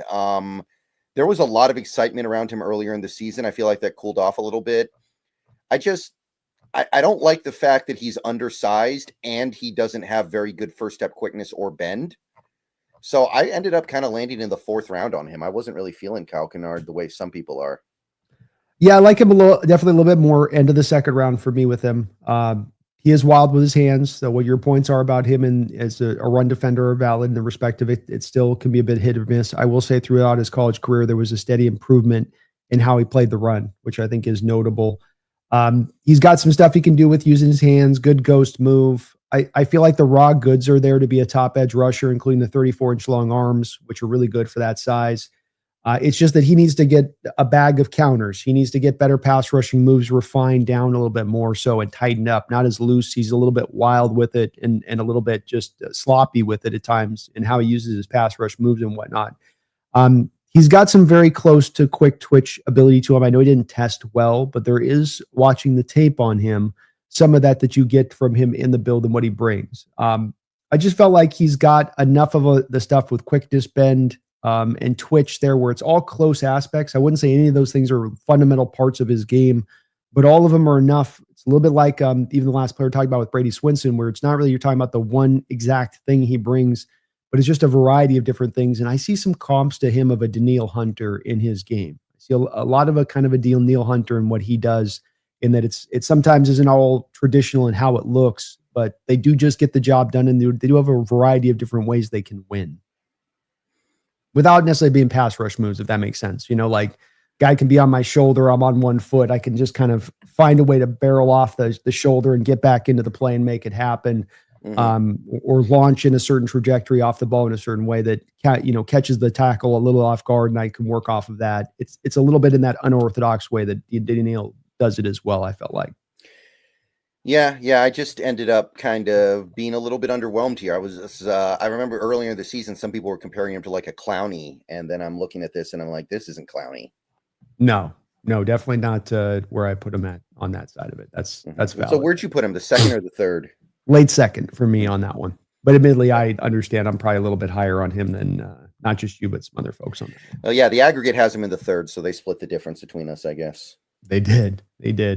Here's another guy who had, of all the guys in this draft, Brendan, who have the best pass rush win rate against true pass sets, not being bubble screens, tunnel screens to the running back, true drop back passes. The highest pass rush win rate, almost like a 37% pass rush win rate this past year. But another guy that's going to be so hard for us to exactly evaluate here is going to be Josiah Stewart, my first guy in the 3rd round. Let me pull that one up. Let's see here. Josiah Stewart. This is another guy that a lot of Seahawks fans were circling the wagons around earlier in the year. And then I kind of felt like as the year went on, people lost interest a little bit. Josiah Stewart, 22 years old, very small, 6'1", another one of these 6'1" guys, 249 pounds, baby arms, absolute T-Rex arms. They're 31 and 7/8, not even 32 inches. But he had, I think I want to say 3 years of good production at Michigan. I think he was productive. Maybe it was even 4 years. I'm not sure, where he was 4 years. He was an important part of that defense. And he was getting pressure and he was doing his job. He's very tenacious and ferocious. He's very aggressive. You got to love the way he plays football. He's got good first step quickness. He knows how to use his shortness as a weapon by winning leverage. He can also do coverage drops. He's somebody that has experience dropping into coverage. So you're not going to have to worry about him having to learn that from scratch. And he does have the speed to chase plays down across a big distance. He can cover a lot of ground. He's rangy. But we are still talking about a very undersized player, 6'1", that's right near the bottom of the barrel in terms of height. Reactive athleticism, I don't think is great. I think that he's more of a zone cover guy than a man cover guy, which is fine. But reactive athleticism is something that you would prefer to have as an edge rusher regardless. He's going to have to add some more pass rush maneuvers. I don't think his bag is bad, but right now I think he mostly wins with first step quickness. His violence may not translate to the pro game because he is so damn small. And the arm length is going to be a big problem for Stewart, I think. 31 and 7/8 is tough. So the spirit is willing, but I feel like the flesh is a little bit weak here, or the flesh is too short. The flesh is missing something that it needs. I'm going to put him in round 4 personally. Well, it's fair. There's not a lot of guys at this size. We're looking at Walker earlier and going, what are the comps to this, of guys at this size getting it done at the next level? And there's not a lot of them doing that. I mentioned James Harrison earlier, and a guy not being anything like a Walker that's been at that size and has worked that way. This guy is in more of the Harrison mold of things, and that you expect a 6'1" to be working off more quickness and speed off an edge if you're going to come off in that way. With him, it's more about him just being kind of a hammer coming off the edge. And he's just hard to deal with his first tackles. You're not winning the leverage war. They have a hard time getting their hands on him. There's going to be a lot of penalties this guy's going to draw at the next level, Brendan, up around head and neck, because tackles' hands just always get up in that area with them when they're blocking him on it. But he was overpowering guys at the college level and against really true tough competition and holding up in that way. And you weren't feeling the arms are shorter, but you weren't feeling from him that deficiency against other tackles at the college level, be it in the run game or as a pass rusher. And as said, man, almost a 40% pass rush win rate out there coming off the edge in that way. I mean, that's better than Abdul Carr. That's better than any of these edge rushers in this draft, any of them. And that's a part to me that is a notable part when you look at him, on top of having multiple years of good production, all around production that he's bringing. Yeah, could having 2 first-round caliber defensive linemen in front of him possibly be influencing that, though? He's got Mason Graham and Ken Grant. That's a heck. I don't know. I mean, I don't know how so, because I mean the way we would say what they're being influenced is by what, like blockers are going away from him to go to them, like 'cause he's not getting as many double teams because you need to double those guys. I don't think I saw that on tape. Okay. You're going to get a Kenneth Grant's going to get double teamed as the nose tackle. Mason Graham's going to get one-on-ones, and Stewart's going to be able to operate out there as well with what he's doing against a tackle. You know, you could say he gets less maybe chips or double teams because those guys maybe to a degree with it. So maybe there's a certain level there, but we also are looking at a lot of college prospects in this draft, Brendan. The 2 guys out there at Texas A&M, with the guys out there with Georgia, with all of the guys on the defensive line with Ole Miss. A lot of these guys that we're not knocking for having a lot of strength around them on their defensive lines in this draft and putting them up in pretty high regard. So I think we got to be kind of consistent on that with this one, where you don't ding him on this unless you can really tangibly backtrack it to, well, he's being allowed to be given this really easy matchup because of what all of these guys are drawing, especially with 2 defensive tackles that are playing 2 different kind of positions. Mm-hmm. Yeah, I don't know. I couldn't quite get into it the way that I was thinking I was going to. I like him a lot, man. I like him a lot. It'll be interesting to see where he goes. All right, next guy up for me in the 3rd round is going to be the other LSU edge, and that's Savion Williams. Is it Savion Williams or Savion Jones? Jones, sorry. Yeah. Jones Williams. There is a Savion Williams in this draft. There is. There we go. At least I'm not completely getting too old. Okay, so Savion Jones, 22, very tall, 6'5.5" almost, 280 pounds as well. So he's kind of got the by the way, some of these percentiles are messed up because if a player is over a certain weight, Mock Draftable assumes that they're a defensive lineman. So then they compare them to other defensive linemen. So these percentiles I think are a little messed up. But he would be very heavy for an edge, and he would be light for a interior defensive lineman. Right. Arm length is pretty good. His testing numbers are really good for a defensive lineman, less good for an edge. So it just depends on how you're looking at him. Good, pretty okay production the last couple of years for LSU. 43 pressures last year was a nice little number. He's got the size to play down the line. He's going to be able to put his hand in the dirt. He's going to be able to do maybe 5-tech stuff. Maybe he can gain more weight and slide inside. He's got the frame for it. He's got plenty of frame for it. He can fight his way through blockers. He's got a couple of nifty moves that he can deploy in pass rush. He's very aggressive and physical in how he plays. So I like the way he approaches football. He's got some good burst out of his stance as well, especially for a bigger guy. And I think there's going to be some versatility here. Like this guy could end up doing a few different things in the league. He could be a big edge. He could be maybe a 5-tech. He can maybe do some 3-tech stuff if he adds a little weight. I'm not 100% sure exactly what he's going to do, but he's going to probably find multiple things that he can do at least decently well. Some of the issues I had with him, he keeps his hands wide, which allows blockers to get into his chest. He's got some issues defending against the run. His overly aggressive style can create missed tackles. And so far, when he's slid inside, he hasn't really done that well. I think at LSU, they tried him inside a little bit, and it didn't look great. So that is something you're going to have to develop, but there's nothing wrong with that. So I don't love how tall he is. I think that could be a real problem here.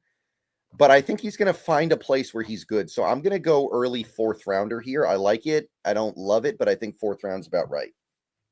Yeah, I went 3rd round as well. Would have liked to have seen a little bit more, to your point on that, of him having that success inside. So you could do a little bit more of that projection with him, because at 280, there is that spot where you could be looking at him of, hey, we've got a floor and a ceiling here of him maybe just being an early down run defender, power edge.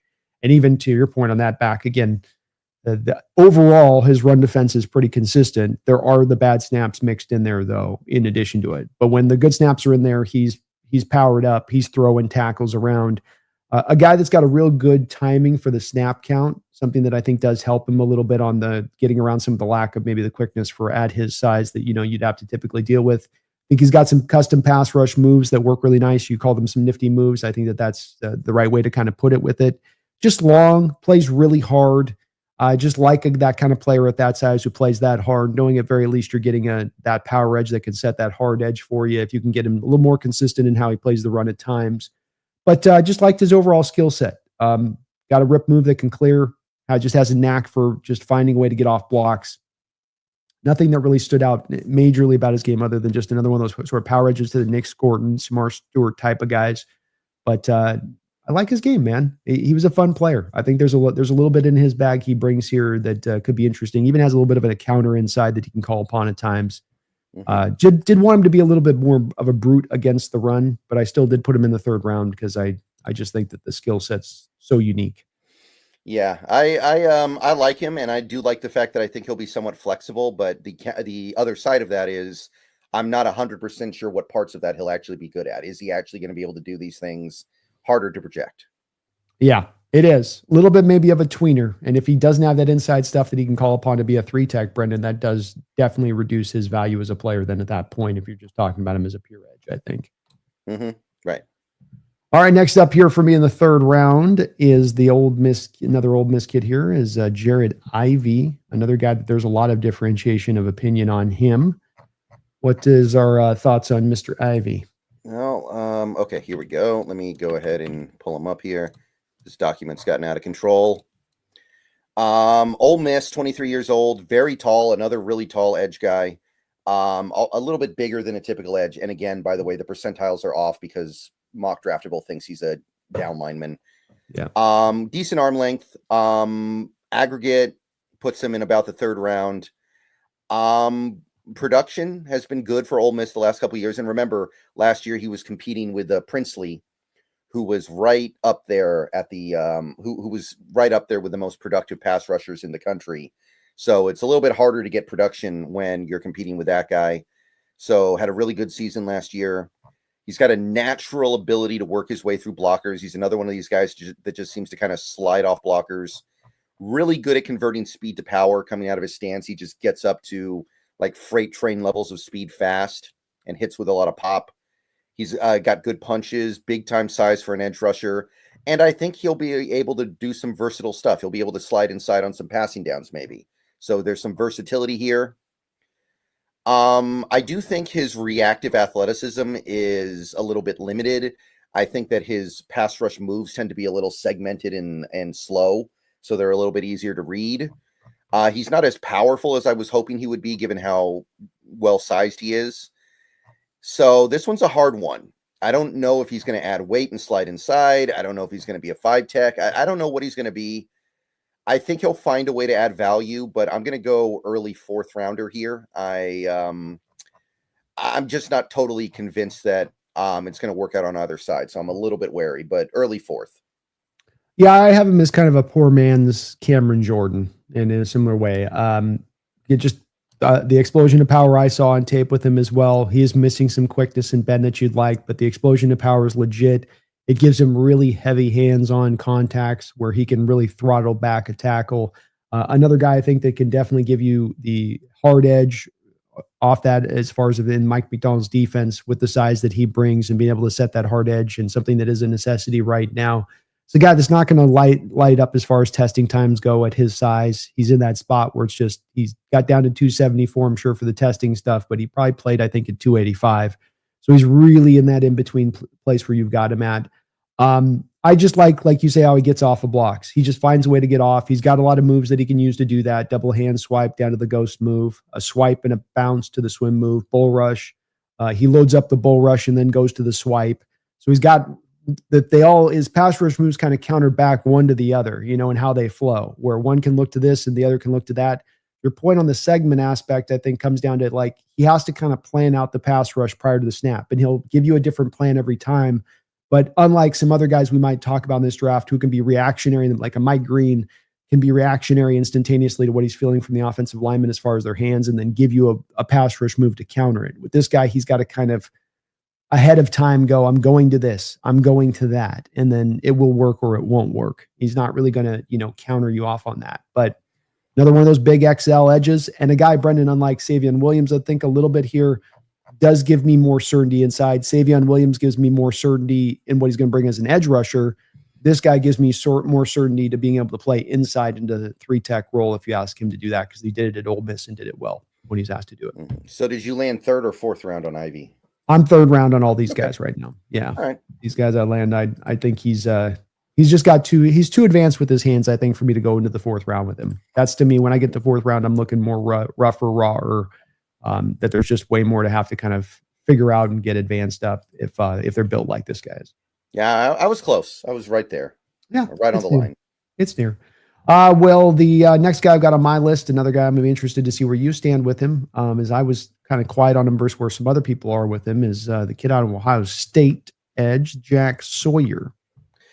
Yeah, Jack Sawyer. So a little bit on the bigger side as far as edges go, especially compared to some of the guys we've seen in this video. 260, baby arms, absolute baby arms, 31 and 3/4 inches, 4th percentile arms. So right away, we've got a big problem. Didn't stop him from producing at Ohio State. He's had good years for them, over 100 pressures combined over the last 2 seasons. He's strong and stout. He's got some power to beat tackles. He's really good against the run. He's going to be a good early down defender, I think. Got a nice little bull rush. High effort, really good at making plays on 2nd and 3rd effort. Doesn't give up just because he initially loses the rep. Good usage of hands, and just generally has a good feel for playing football. But power is kind of the only way he can win. He's got no speed. He's got no real quickness. He doesn't have any kind of first step burst. He doesn't really bend at all. Things tend to happen gradually with him. It kind of feels like everything's just a little bit too late. And on an NFL team, you can't really get away with that. Can't stack and shed at all, really, because his arms are too damn short. And overall, I just see him as a guy that's going to really be less effective as a pro than he was in college. I do think he'll be a pretty good run defender, but I'm not sure that's enough. So I ended up putting him in. I did end up putting him in the third round, but most of the big boards have him in the second, and I didn't feel a second round prospect here personally. Part of me wanted to move him into the fourth. Do you feel that way as well? Yeah, I don't know. It's just no first step quickness, no bend. Like it's hard to get excited. Yeah, you feel like he's kind of topped out as a player, right? Like there's not a lot of extra advancement. He knows how to use his hands. He knows how to do a variety of pass rush moves, but he's to me a counter punch guy more than a punch guy. He's a power guy without the prerequisite power to be a power guy. He's a power guy without the length to be a power guy. And so you go, how does this work at the next level? Doesn't quite have enough of this and doesn't quite have enough of that. And that's where I want to somewhat kind of dip him down in the fourth round, but I can't deny his productivity out of college. He does really, really play hard. He's going to give you everything he's got every play to get in there and rally to the ball and being on the tackle. I can't deny that part of it, but I do think he is topped out as a player here, even though I've kind of begrudgingly put him in the third round, Brendan. Yeah. I'm not really feeling this one. I got to admit, I like the other Ohio State guy better, who we haven't talked about yet. No, we haven't gotten to him yet, but I'm kind of cold. I'm cold on both these two guys, quite frankly. I'm just kind of, I'm not feeling either of them really that much. The other guy here we're going to be looking at in the third round for me is that edge rusher you were just talking about a second ago, Princely Umanmielen out of Ole Miss, 23-year-old kid with some good pass rush productivity here the past couple of years out there at Ole Miss. Your thoughts on Princely? I think he transferred from Florida in 2023, so he was a Gator in 2023. But I like Princely a good amount. Ole Miss. Very lean, another one of these very lean pass rushers that probably needs to add weight. And that's even if he's an outside linebacker in a 3-4. 244 is tough. So I think he'll have to add weight. And he probably dropped weight for the combine anyway, so I'm not too worried about it. But it is worth noting. Decently long arms. Pretty good testing, very explosive. But overall testing was more mixed. The change of direction stuff isn't very good. The speed was good, not stellar. You can definitely feel like he probably dropped weight to make sure he could get that 40 time down as much as he could. And it still wasn't amazing. So you're kind of like, But good production. He does have some first step quickness. I do think he does have that explosion out of his stance. He's got some hand counters he can whip out. Knows how to get low with knee bend. Knows how to win with leverage. Knows how to make sure he's the low man, even though he's a little bit of a taller guy. He does have bend. So there are the elements here of a good speed rusher, but he is very lean, and I don't think he'll be good against the run. He's going to have to add some serious weight and add some power to get better against the run. Doesn't really have upper level speed. So if he adds weight, assuming he adds weight, imagine what's going to happen to that speed. Every pound you add is going to take that away a little bit. Still needs more advanced hand usage to overcome some of his physical limitations. Doesn't really have any bull rush power, needs to add more pass rush moves. So it's definitely one of those things where you look at the production against good competition and you're pretty high on it, but then you're looking at the traits and you're like, how does this translate? What is this going to be for at the NFL level? So the aggregate had him in the second. I put him in the third. I couldn't quite get to the second round with him personally. I can't either. A guy that you can definitely recognize the value that's there in him on it, but another guy that's a little bit I've been slow to warm up on, and maybe shouldn't. I mean, he's had the solid 2 years of production, 7th highest graded player by PFF off the edge last year, which stands out. There's just no real trait that stands out in his game. Another grade A snap anticipator, just always seemingly the first guy off the ball in that way, and not even just from a pure quickness, just anticipating the snap count in a really, really cool fashion. Dip and bender average, quickness average, power average. He's kind of a feeler as a pass rusher. Just wants to feel a little bit what the tackle is doing and then work off of that with a counter. Really good at again attacking half the man. Another guy that just does a great job of attacking half that man as a pass rusher. No real element stands out. Just everything's pretty good. I did like how he does a good job, but once he gets to the edge and he has an opening to get to the quarterback, he can really flatten his path to the quarterback and beeline it to that guy without any real wasted steps. So there's a lot of real good things there with it, but another one that was a little bit for me of a begrudging third round grade where I'm looking for some wow factor on him from the tape, and it was more of a little bit above average in a lot of different places. Yeah, I think I agree with that, and it's going to slip even more when he adds weight, I think. Yeah, you bring up a good point of that. At 244 pounds, which you're going to want him to play above that, I would expect, because he's not enough of a pure quickness guy to work off of at 244, but can he add that weight? His build does feel a little bit topped out, 23 years old. It kind of a bit of a finished product at this point for what he is. I'm a little unsure with him. I gave him the third rounder, but I definitely don't understand going in the second round with him or early third. It's just the production. I think the production's been pretty hard to deny, but you're doing it in the SEC too. It's like that's legit a conference to be pulling it off. It's nothing to shake a stick at. Oh yeah, absolutely. All right, next guy up here is going to be a small school guy here, and that's going to be Central Arkansas's 25-year-old David Walker. Probably got to put this guy more fourth round. I'm on third round board, but I didn't realize his age was at 25. He's going to be 25 when the season starts, to be clear. Probably got to bump him down a little bit because of that. I didn't realize he was that old. And another small guy. Yeah, I got to scroll down a little bit here to get to him. Give me just 1 second here. Yeah, here we go. Yeah, so going to be 25 when the season starts. Another shorty, sub 6'1". Like, we are really, really pushing it here, man. First percentile, literally one of the shortest edge rushers ever, if he is an edge rusher. But he's actually kind of stout, he's compact. 263. Like that's an unusually built man. He does actually have a decent amount of girth to him. Tiny arms, another short-armed guy, really frustrating. Again, this draft class is filled to the brim with guys that just have baby arms. I can't stand it. It drives me crazy. And there's nothing you can do about it, right? They haven't invented that surgery yet. Not yet, man. The day it comes, man, that'll revolutionize football. Yeah. Yeah, it's going to be like, those robotics labs. They're going to be finding out ways to just throw on an extra 3 inches of arm length. Stretch out those bones. Testing was okay. Decently fast, not really quick. Some explosion. Just kind of okay testing overall. The bench press is, by the way, misleading because his arms are so short. So don't get too excited about that. It was, 26 bench press reps, which is good, but just keep it in perspective. Good production the last couple years, but he never got to, this feels like a guy who really needed a transfer to like Miami or something last year, just so he could prove himself with the big dogs. But he had 10.5 sacks last year, 55 pressures against weak competition. He's got very strong legs. He's very thick and strong lower body. He's got a stout bull rush. He can knock back with his bull rush power. Good hand usage. He's really good at winning leverage. He always wins leverage. He's unstoppable. And he's also capable of shooting gaps. He can just kind of pry around, wait for the gap to open up, and then just slide through it. But lower levels of competition, his short arms are going to be a big problem in the pros. He chases sacks at the expense of the run defense on occasion. You got to work that out of him in the pros. Reactive athleticism isn't really there. It's more of a straight line athleticism to me, and maybe a little too short. Like, I like short linemen. I like guys who are short that play in the trenches. This guy might be pushing it.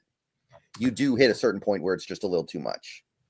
Yeah, you might be with this guy. And your point about probably needing to transfer would be smarter for him being an undersized guy. This isn't Darius Alexander of Toledo, who's real freakish at a small school. This is a guy who's small at a small school, and that definitely provides you even a little bit more hesitancy with him. He's got a pretty crazy ghost move where when he's at 6 feet and he goes to his ghost move, Brendan, it's, he's going to just almost little man size at that point as far as how far off the ground he is. And those big tackles just can't get their hands on him when he does go to that. It did stand out. I did feel like when it came to him as a run defender, he's really instinctive as an edge. One of the better, more instinctive edges in this draft to me at reading run versus pass and knowing what was one and what was the other and being able to use that to his advantage and how he came off the ball with the aggression. He came off the ball to determine which was what. He's got a good amount of bag of moves in that he can go and call upon. He does use the leverage stuff to his advantage, being so low built to the ground like he is. Gave me some kind of Brandon Graham vibes a little bit with him, which is probably why I pushed him a little bit into third round initially. I do think I got to knock him back more to fourth round. He's not Brandon Graham, though, as far as a comp goes, just that he wins in the same kind of way.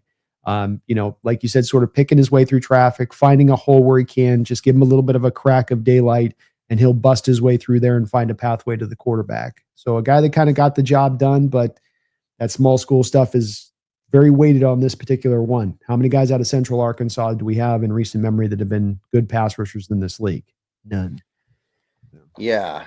How many NFL players, period, come out of Central Arkansas? Oh, there you go. Exactly. I'd be okay with him in the 4th round. I think that as a 3-4 outside linebacker, you can overcome his size deficiencies. But I'm waiting until day 3 for sure. Yeah, I can totally get that.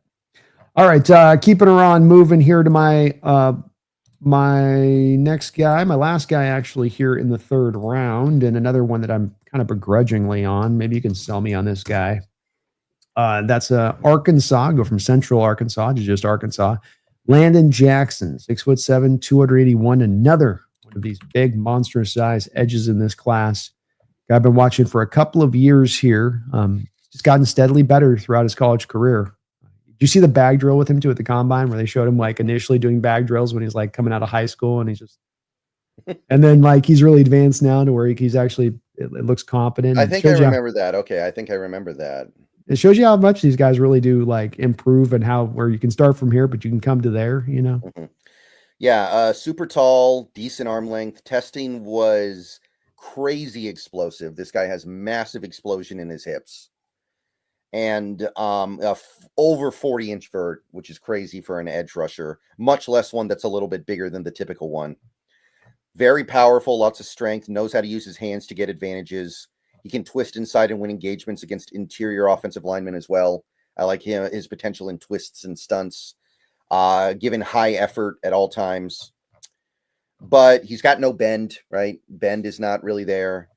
Ends up on the ground too often. I feel like he's got too narrow a base, right? You're talking about a guy who just ends up on the ground too much because he needs to widen his base out a little bit. Doesn't really have change of direction skills. Little labored and segmented with his pass rush moves, and that's not going to fly in the NFL. He's got to get a little more smoother with it. So probably 4-3 defense only. Kind of tricky to evaluate for me. He doesn't have the bend of a traditional edge rusher. Part of me wonders if he should just add like 20 pounds and become like a 3-tech, maybe even more. So I'd go 3rd round on him. If I was running the right kind of defense and I had the right vision for him. I'm not overly excited about him either. The aggregate has him in the middle 2nd. I put him in like the early to mid 3rd. Yeah, it seems like a collection of these 3rd rounders. I feel like I'm just going to say the same note on where it's like, well, I put him here, but I'm not necessarily loving him. He's more to me, Brendan, isn't he? But he's an interesting physical profile more than he is about the productivity of player you're getting here, right? It's the 6'7" with the 40 inches. You go, nobody does that, and he's got the snaps he gives you on tape, like against Will Campbell at LSU, where he's got a couple of snaps in there throughout the game where he just gives it to Will Campbell, just gives it to him. And you go, wow, look at that. And so when it's on and it looks right, he does show the flashes, which gets you caught up in those flashes. I think you're correct as well, is that there's been a wondering I've had of, man, maybe he should just be more into a 3-tech kind of role, use him more like a Calais Campbell than as a more of the pure kind of edge type guy. I just didn't think he had a real high motor either. I thought that that's as well, being a guy that was pretty heavily rotated out through that defensive line, not having a high motor in addition to that, it kind of struck me as odd. Only one real year of good production, and that was being the 64th best ranked edge by PFF in his one good year of production. I think you're going for traits here with this guy. I think you're going for traits, and that's okay. If you trust in your ability to bring it to purpose, he's got the length you can't teach. He's got the explosiveness you can't teach, but the refinement ain't there. And I don't know if he's the most natural athletes. I think he's a little bit of an awkward mover a little bit, and not just because he's 6'7". Yeah. Do you think maybe he should be like a Shelby Harris, put on like 20 pounds, be a 4-eye? I'd rather see that than 4-eye, especially, Brendan, just whether you put the 20 pounds or not. I'd rather see that 3-4 defensive end is really what this guy should be.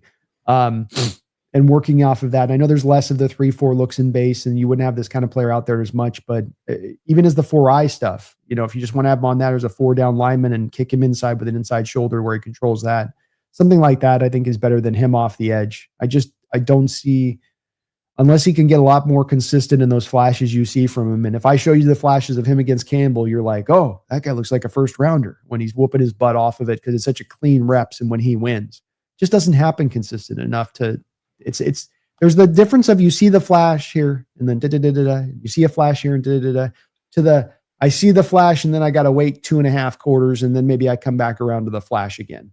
And that's, to me, that's harder to say that's going to call upon at the pro level consistently. You're going to see that over and over again when it's that infrequent. Yeah. Yeah. I don't know. He's good, but I think he's going to get a little overdrafted. I just do. I agree. All right. We move into the 4th round here from my guys. And the guy up next for me is another interesting player in this draft. A lot of variance of opinion on him. Another guy can be inside, outside a little bit and how he's used. Another guy a little bit too on this one, Brendan, we got to mention on this as a precursor, like Scorden, like Shamar Stewart, like Mikal Williams, a little bit of having to fit to doing some run defending stuff in this defense that didn't just let him operate as a pure edge. What did you think about Jordan? Yeah, he's another one of these guys that you're just not quite sure what he's going to do, but I do like the package here overall. He's pretty big. He's pretty stout. So much so that you almost wonder if maybe he should just slide inside. 33-inch arms are okay. The 40 time and 10-yard split is great if he is a inside lineman, and it's okay if he's an edge. So it just depends on how you evaluate him. By the way, Walter Football had this guy in the top 25. So that's another example of how they march to the beat of their own drum over there. Okay. Just to give you guys a little bit of an example there, but had a good year last year for Oregon, 8.5 sacks. Got a big frame. He's got bend, which surprised me. I wasn't expecting to see very much bend with a guy who's 280, but he can bend a little bit around the corner. He can fight through blockers with his shed game. He can stack and shed pretty well. He's quick out of his stance. I think he could be one of those guys that plays outside on rundowns and then slides inside on passing downs. But with that kind of, the double-edged sword of this is that you think to yourself, maybe he'll be good at both things, but maybe he won't be good at either. Maybe he'll be cut in the middle and can't really do either that well. He's not very consistent, I feel like. He's not very consistent in how he attacks the play. He has to learn how to use his hands better and pick up more advanced pass rush moves. And mostly he's a guy who just kind of flashes the positive traits. You don't see it super consistently. And you hope that comes out better in the NFL, but he is already 23. You'd expect to see a little bit better development. So I think he's going to be good. I like him. It's a little bit hard to figure out exactly where, but I think he'll end up being a really flexible lineman. I think that if I have the right kind of defense for him, I would be okay taking him in even the early 3rd round. I can understand that. And he's a lot of fun. Another guy, like you say, that you think about more of, I like him a little more as a 3 tech inside than I think about him as more of an outside, though I do think he's going to be able to handle power edge rolls. He can set a hard edge and still close the hole as a power edge. I think it stood out too. We were looking at him last year. Brendan is a guy who might declare last year. And I felt like, wow, he's really labored on his get off. I've got no explosiveness. I think he was operating more at like 290 and 23. And I think he came down to more of that 280 to 275 range this past year with Oregon. And that gave him a little bit more explosiveness off the edge, which I like to see. But again, a guy kept coming back around to again going, I feel like he's best getting kicked inside. He's got a great ability to get off the blocks, nice little bounce to sort of just pounce onto quarterbacks when they get close at hand. A lot of his productivity does kind of come from cleanup sacks in addition to this, where it's not just him purely beating and winning a guy and generating that pressure. The inconsistency you talked about, I saw on tape with him all over the place.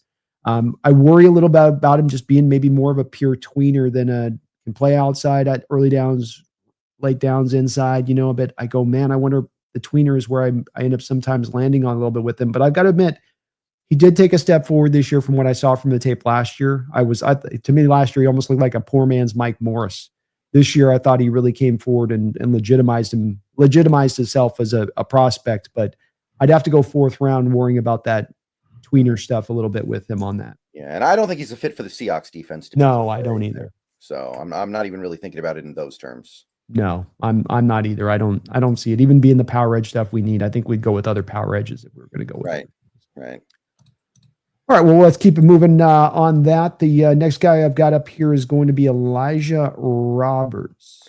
And I did not get a chance to look at. I may have even forgotten to make the banner for him. So you're gonna have to you're gonna have to kind of drive the boat on this one, because I didn't get a chance to look at Roberts yet. 6'6", 285, another power edge, Brendan. Another power edge, 33 and 5/8 inch arms, so almost 34-inch long arms. Testing times were really slow. 4.78, 40, 1.67, 40, 31.5-inch vert. So really not explosive, really not quick. He's just a big bruising edge with forklift power and unrelenting strength. Solid awareness plus motor for the position. He is nearly unmovable in the run game. That's why I wanted to look at him, and kind of why I've got him included in my 4th round, Brennan, is if you want your bare minimum power edge, just stops the run. We get this as a bare minimum that we need in this defense, which the 4 guys we have on the roster right now are not necessarily purified in this form and how they operate. This guy's that. He's got the long arms. He knows how to put them to work. He can do the lockout power, and you can't get your hands on him. When he gets the tackle, they'll load up for his power. He does have some quick sidestepping inside counter, kind of a short, efficient little move that he can do to call upon to kind of keep them without cheating too much to the power, as guys will do if they have to deal with that power as much. I don't know if he's giving you a lot as a pass rusher. There's not a lot of moves in his bag in that way, but as an early rundown defender who can also give you a little bit of pass rush from the power that he brings, bull rush, long arm, that kind of stuff. He can give you a little bit of that. And if you want to grab just that for that specified role into the 4th round at that point, I think this guy could provide it to you and be a factor. Okay. I'll look into him a little bit later down the line. He's just one of the guys that I missed. He was in my blind spot. I think it was one of those things where the database listed him as a defensive lineman. So I looked at him and was like, oh, this guy's an edge. I'll talk about him with the edges. And then when I got to the edges, I forgot to pull him over. Yeah, no worries there. No worries on that one. Next one I had up was the JT Tima Alua. Yes. Okay. So JT, I guess he's from Washington State, by the way. I know some people were talking about him like that. Some people get excited about that kind of stuff. Yeah, there we go. I get it. So yeah, Buckeye, pretty good size, 265 pounds, good long arms, really big hands too, for whatever that's worth. Aggregate puts him in about the mid-second round. 1.5 sacks last year, was really good in the playoff. 51 pressures. And remember, he is playing with guys like Jack Sawyer, who are competing with him for those sacks. He's got some nice pass rush moves. He's got some tricks in his bag, which I like. Works through blockers with good use of length and hands to stack and shed.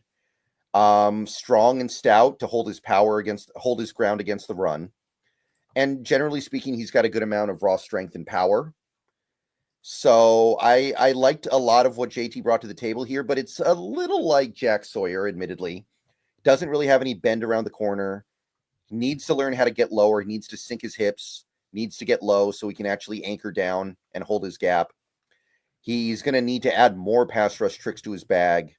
And his lateral agility is kind of lacking. I do like him a lot more than Sawyer because he has the longer arms and because he has a more advanced pass rush bag. And I ended up putting him in actually my 2nd round. Whoa. But I am not loving his odds as a speed rusher. I just think he's going to be a really great power edge. And I think that his length is going to be a weapon. That to me is the main difference between him and Sawyer. I could get that. Both the 2 guys I'm kind of a little bit lukewarm on at the end of the day. He does have a little more first step quickness to what Sawyer has, which helps him on that power because that gets you into the power quicker, especially the long arms. You can kind of initiate the contact on the tackle faster than the guy like Sawyer with a little bit of the shorter arms.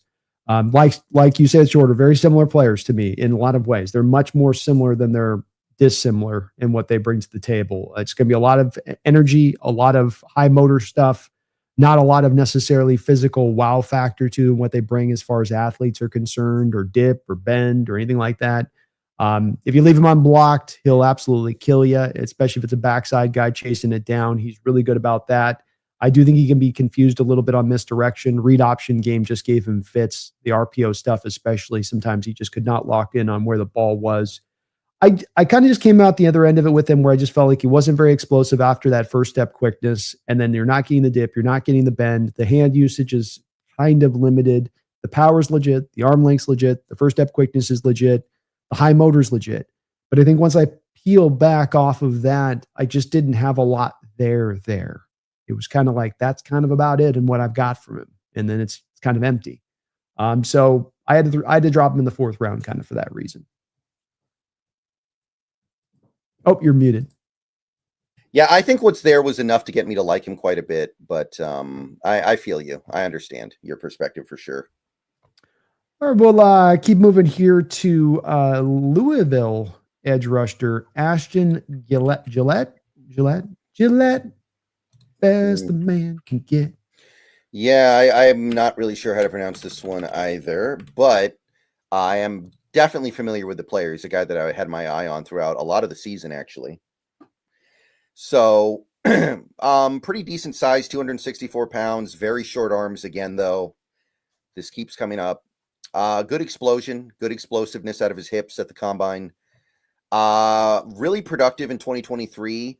For whatever reason, his sack totals just evaporated in 2024, but he was still like producing pass rush. He was still getting in the backfield. So it was just kind of, I think, kind of a statistical anomaly. He's got a nice little bull rush. He can collapse the pocket with his bull rush. He's good at getting low. He's short naturally anyway. He knows how to win with leverage. Got good lateral movement skills, chops to counter tackle punches. He's got bend around the corner, and he can slide in, and he can slide inside at the college level. I don't know if it's going to work in the pros, but at Louisville, he did slide inside on occasion and cause some damage. Doesn't have great first step quickness. Doesn't really anchor down that well to hold his gap. Has to pick up more pass rush moves, and the short arms are really a killer. As it stands, I'm still liking him a little bit more than average. I'd take him in like the late 3rd. I think he'll find a way to be successful. I really wish his arms were longer. I'd be a much bigger fan here if he was. Yeah, understandable. 31's definitely short, and the small hands. In addition to that, hands are kind of sometimes important too with the grip and getting yourself locked in addition to a little bit of the shorter arms. Another legit power edge, Brendan, and explosive. The word you used is the word I would take, and really the thing that jumps out to me is explosiveness. It's not really about quickness or dip or bend, but there is that explosion, speed to power kind of thing that you get where once he gets up to the end, then those heavy hands come up. They can really light you up. Felt like he was also really good with the lateral movement for that size. He's an excellent stunter and looper and dipper, and maybe that explains a little bit of the lack of the pass rush sometimes as far as actually getting sacks. I think some of that prior years he was able to really get home on. Maybe not getting it home as much this year when he was going to it, but did stand out that he was able to do that. Could make him a fit for a Hawk defense that I think is going to utilize a lot of that as we go into the future. But smart in-play awareness. He's really hard to trick. Really good hustle, plays fast. A guy that I think gives you a little bit of at least the floor of being an early rundown defender. I agree with you in that I do think that this is a guy that can be kicked inside. The testing thing and going to these guys, I think we always got on all of them, Brendan. When we see their listed weight, you got at about 10 pounds on all these guys. So it's, Ashton played at 275 at Louisville minimum, if not even up around the 280 mark. So that's absolutely a guy that's capable of being kicked inside at the next level. Even at the shorter arms, because of course shorter arms aren't as bad being kicked inside. The arm thing is more about to the edges and whatnot there. So I agree with pretty much a lot of what you said on that. See him being able to fit in the same kind of way. I do put him more 4th round because I just don't think there's a limitation to the upside of him as a pass rusher per se, unless he could become more dynamic inside. But I do like Ashton. He's a fun player. Yeah, I appreciate him. Yeah, he's all right. Okay, so we're kind of down to the end of just about the list on this. A couple of final guys here to speak on here. First would be the UCLA kid, another off-ball linebacker that just got moved recently to edge this past year, and that's going to be Olu Wafami Oladejo. Yeah, Oladejo of UCLA. Another one of these linebacker converts, 21 years old, so he's got a lot of room to grow. Pretty good size, decent arm length, pretty explosive, 10-foot broad, 36.5-inch vert. That gets it done. Last year, if you're looking at like his numbers, just focus on 2024 because 2023 he was playing off ball, and we're really evaluating him as an edge rusher. So I think the big upshot here is that he's so new to the edge rusher position. It's easy to imagine him making big improvements in the coming few years. Like he should get a lot better, just by nature of the fact that he's gonna be building experience from the ground up. He's got he can cover a lot of ground. shows a real talent at working through blockers to get to the ball. Already has some nice pass rush moves, man. He's got a decent bag, which you would not expect from a guy this new. And maybe he'll offer some inside linebacker flexibility. Maybe. I'm not as convinced about it as I am with some of these other players, but there could be some flexibility there. It could be a while before he's ready to contribute at edge at the NFL level. Still has to refine his attack off the corner.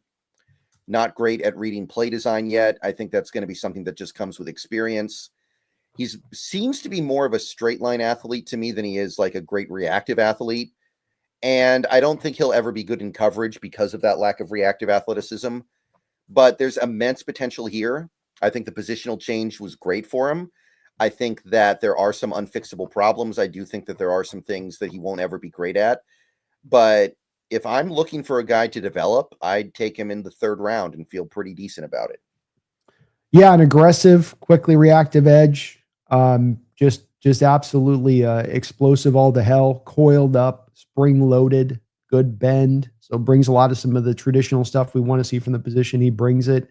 I think he's a better run defender than a pass rusher as an edge, which you wouldn't necessarily think as an off-ball linebacker convert to the edge, but I do think that that is the way it is with him. He does bring a lot of that read and reactability. I think this is what you get with Abdul Carter and Walker at times too, where that read and reactability that you get from a linebacker position translating then to the defensive line really does, you feel that, and that those guys aren't as kind of, sometimes those guys can be just kind of brain dead a little bit when playing the run pass as defensive linemen. They're just kind of getting upfield. And these guys are very aware of what's happening, and they're able to almost read the pre-snap alignments and then, get to the right spot because of that pre-snap read. He had a really low pass rush win rate there. That's the thing that does jump out to me, Brendan, is that this is a guy that I think was even lower than like a Jahad Campbell on his pass rush win rate when he was coming off the edge last year. It does provide some concern, but boy, the explosiveness he has, his ability with that forward lean to just get upfield so very fast is stuff you can't really teach. And so that part does stand out, but I'd go more 4th round here with him because of that. You're hoping on the upside there, but this is definitely a guy that may not have reached that upside. And I agree with you on by this, by the way. I don't think that he's going to be an off-ball linebacker at the next level. Yeah, I tend to agree with that. I think he's a little too big for it. You don't see very many off-ball linebackers anymore that are over 250. In fact, most of them are now like 220 or something. Yeah, exactly. Just don't think it's going to work there on that. Yeah, but I like him. I like his potential. I'm kind of excited for him. Yeah, legit potential as an edge, and good arm length size, over 3 ounce long arms. So he hits the marks there, and there's definitely a lot of upside there. Not a finished product by any measure. Oladafe. Right. I did have a couple more. Are you done with your list, by the way? I'm all done with my list now at that point. Okay. Yeah. I had a couple more guys in the 4th round just to go through the names real quick. Sorrell, the guy from Texas, Baron Sorrell. Mm-hmm. I don't know if you had a chance to look at him or not, but I like him a little bit more than most people. I think he is a late 4th rounder on the aggregate, though. He's really good at like little nuance. He's really good at understanding how to like position his body and angle his body to win. He seems like a very smart player. He wins with technique rather than raw length or power, and he does have bend. He just doesn't really have the upper level traits like first step quickness or speed or explosiveness. So it's one of those things where he's like really, really smart. And I think he'll find a way to be somewhat successful in the NFL by maximizing his potential. He'll just never be anything special because he doesn't have the upper level traits. I think late 4th rounder is about right for him. Yeah, Texas seems to produce these kind of athletes every year. I mean, literally, they produced 2 of them this year. In that Alfred Collins is also kind of similar this way. Type of guys that just about can play almost all 4 positions along a defensive line, and the way that they're built size-wise, uniquely so. And so I think he's that way. He kind of reminds me of another Texas guy too, Brendan. This is what I'm saying. Like every year, these guys produce these guys every year. Doesn't he kind of remind you of kind of a smaller version of a Moro Ajomo, the kid we scouted a couple of years ago coming out of Texas? I remember him. Yeah, so he's not quite got the weight of a Jomo, but it's basically the same player in what they do. So it's kind of an equivalency there between them. So yeah, he was interesting to me. I put him into the 5th round, but he's got some ability to him. He's got some versatility, flexibility, and what he can bring. Mm-hmm. I also liked Fadil Diggs of Syracuse. I don't know if you had a chance to look at him or not, but he's got good size, decent arm length, and he's a great athlete. 4.57 40, 1.6 10-yard split. There are some traits here you would usually not find in a guy who may be there in the 6th round.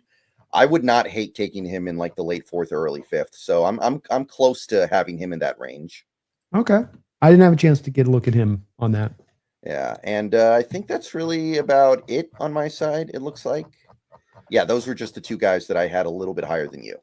Well, there we go. So that's our edge class here, folks. We got a lot of varieties in this class, a lot of the big edges. It stands out to me, Brendan, that if as we talk about this list and go through them, that there are so many potential guys in so many different rounds for the need that's probably going to exist there for an early power edge, early rundown edge that you can fit into there. Some got to free up a guy like Derek Hall to not have to have as much run stuffing duties, where he can just be the pass rusher, and you can rotate those guys through in that way. You can get him everywhere you want in this draft. There's really highly talented guys.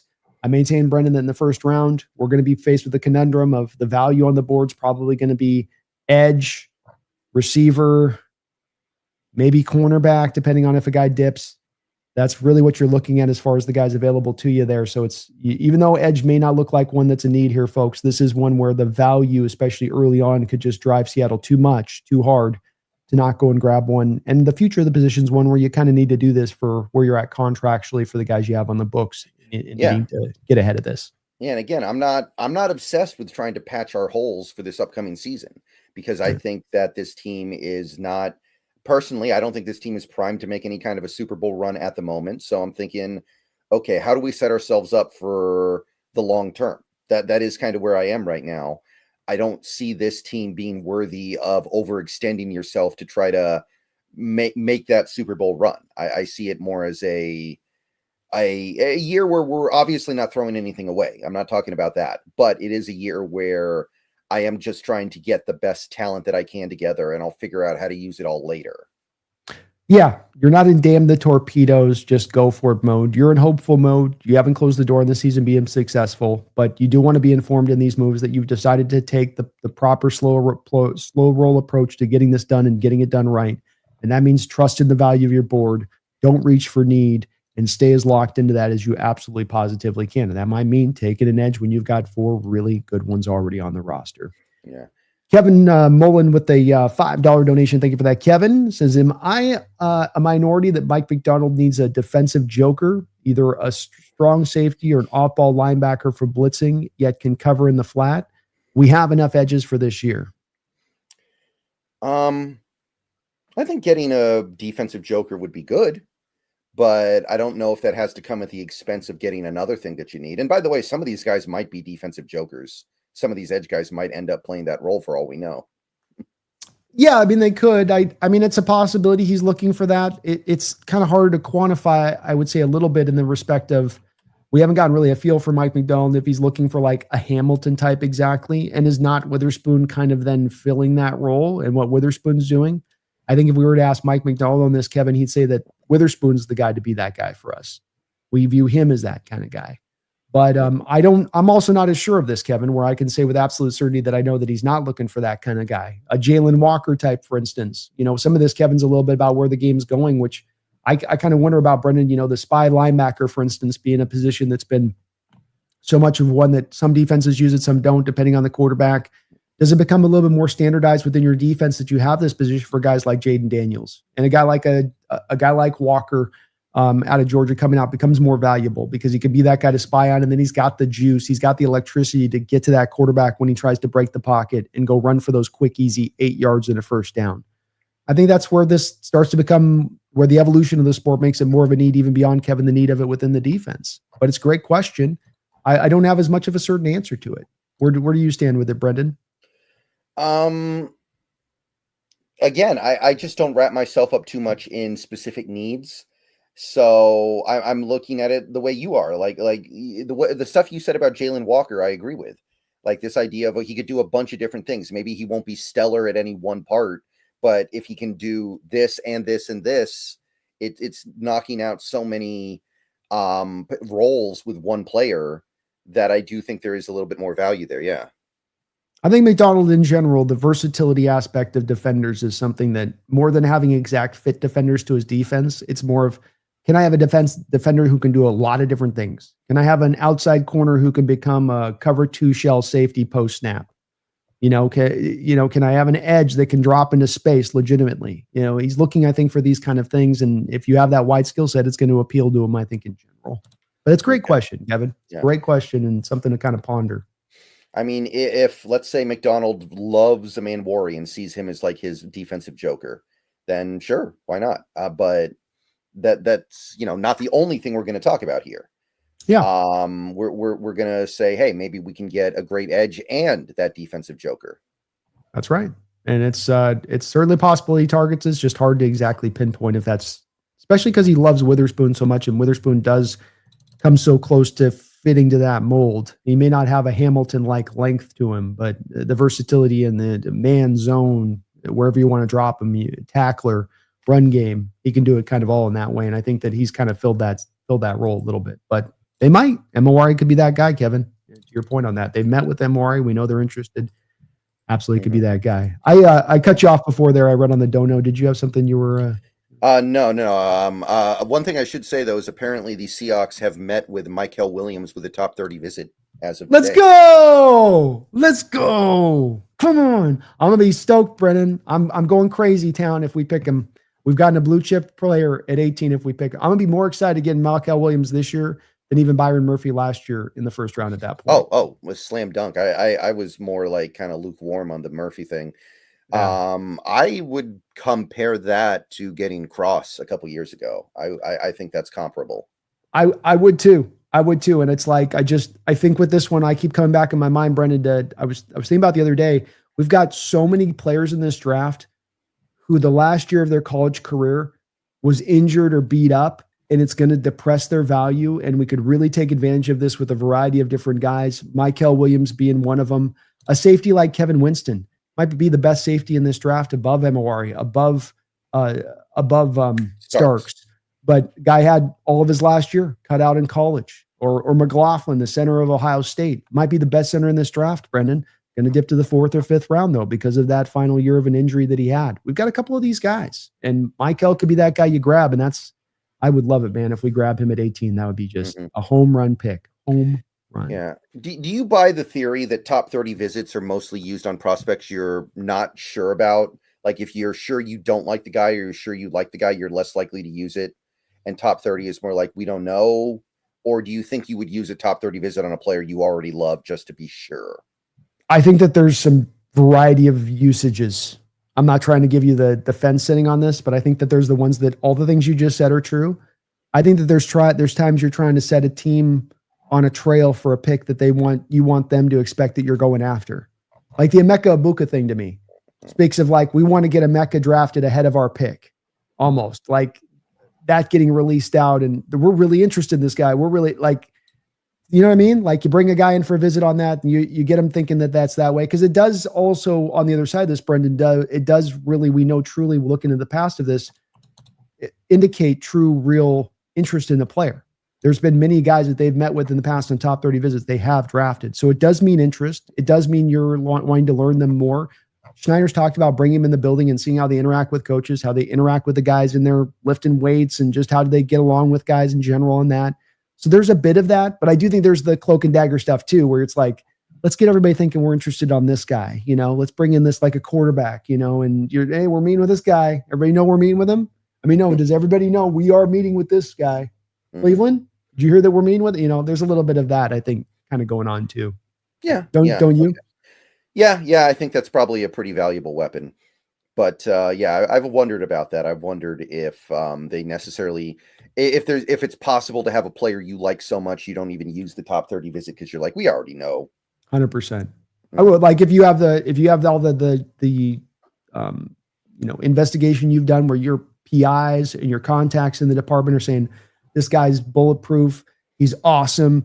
No doubt about it with this kid. Characters through the roof, leader in the locker room, hardest worker we've ever had. You're not going to need to do an in-person visit with that guy. If you're hearing that from universally, every source you're going to is telling you that, he's good. But there are then other ones on the other side that are going to be, you got to do way more due diligence on, I think, to that point. Right. All right, folks. Well, we're just getting warmed up. And what I mean by that, folks, is that we're coming back tomorrow. We're coming back on Thursday. We're coming back on Friday. Why? Because we love this draft. We love covering this draft. We love getting into the depths of this draft. So every day this week, we are going to be featuring a positional group. We're coming back around next week, I believe, with 3 more shows next week in addition to prepare for this draft. So, yes, please do, folks, be with us this week. Join us this week as we're going to go blow by blow. We got to think, what are we up on next? Is it receivers tomorrow? Tight end is tomorrow. Tight ends. So we got tight ends tomorrow, and then I think we're receivers on Thursday. So flashy positions, fun positions of kind of need as well, in addition to that. So ride with us throughout this week, folks. Please do. I want to thank the donations here. Thomas, Randall, PGZ, Kevin Mullen. PGZ, thank you for GZ for the 5 gifted memberships. Really appreciate it over on this side of it. PGZ. If you're on Seahawks Brendan Nelson's side, hit that like button, sub on up. If you're on my side here, hit the like button, sub up, and please do like and sub to both on that side of it. Helps out both of our channels tremendously. We will be covering this draft from start to finish, stem to stern, thoroughly as you are going to get out on any hemisphere here in the YouTube. And we look forward to just chopping up more further along here in the next couple of weeks as we do approach the draft. My name is Brandon. For Brendan, we thank you guys for watching. We'll be back within less than 24 hours. But until that time, please don't you ever forget, go Hawks. Go Hawks.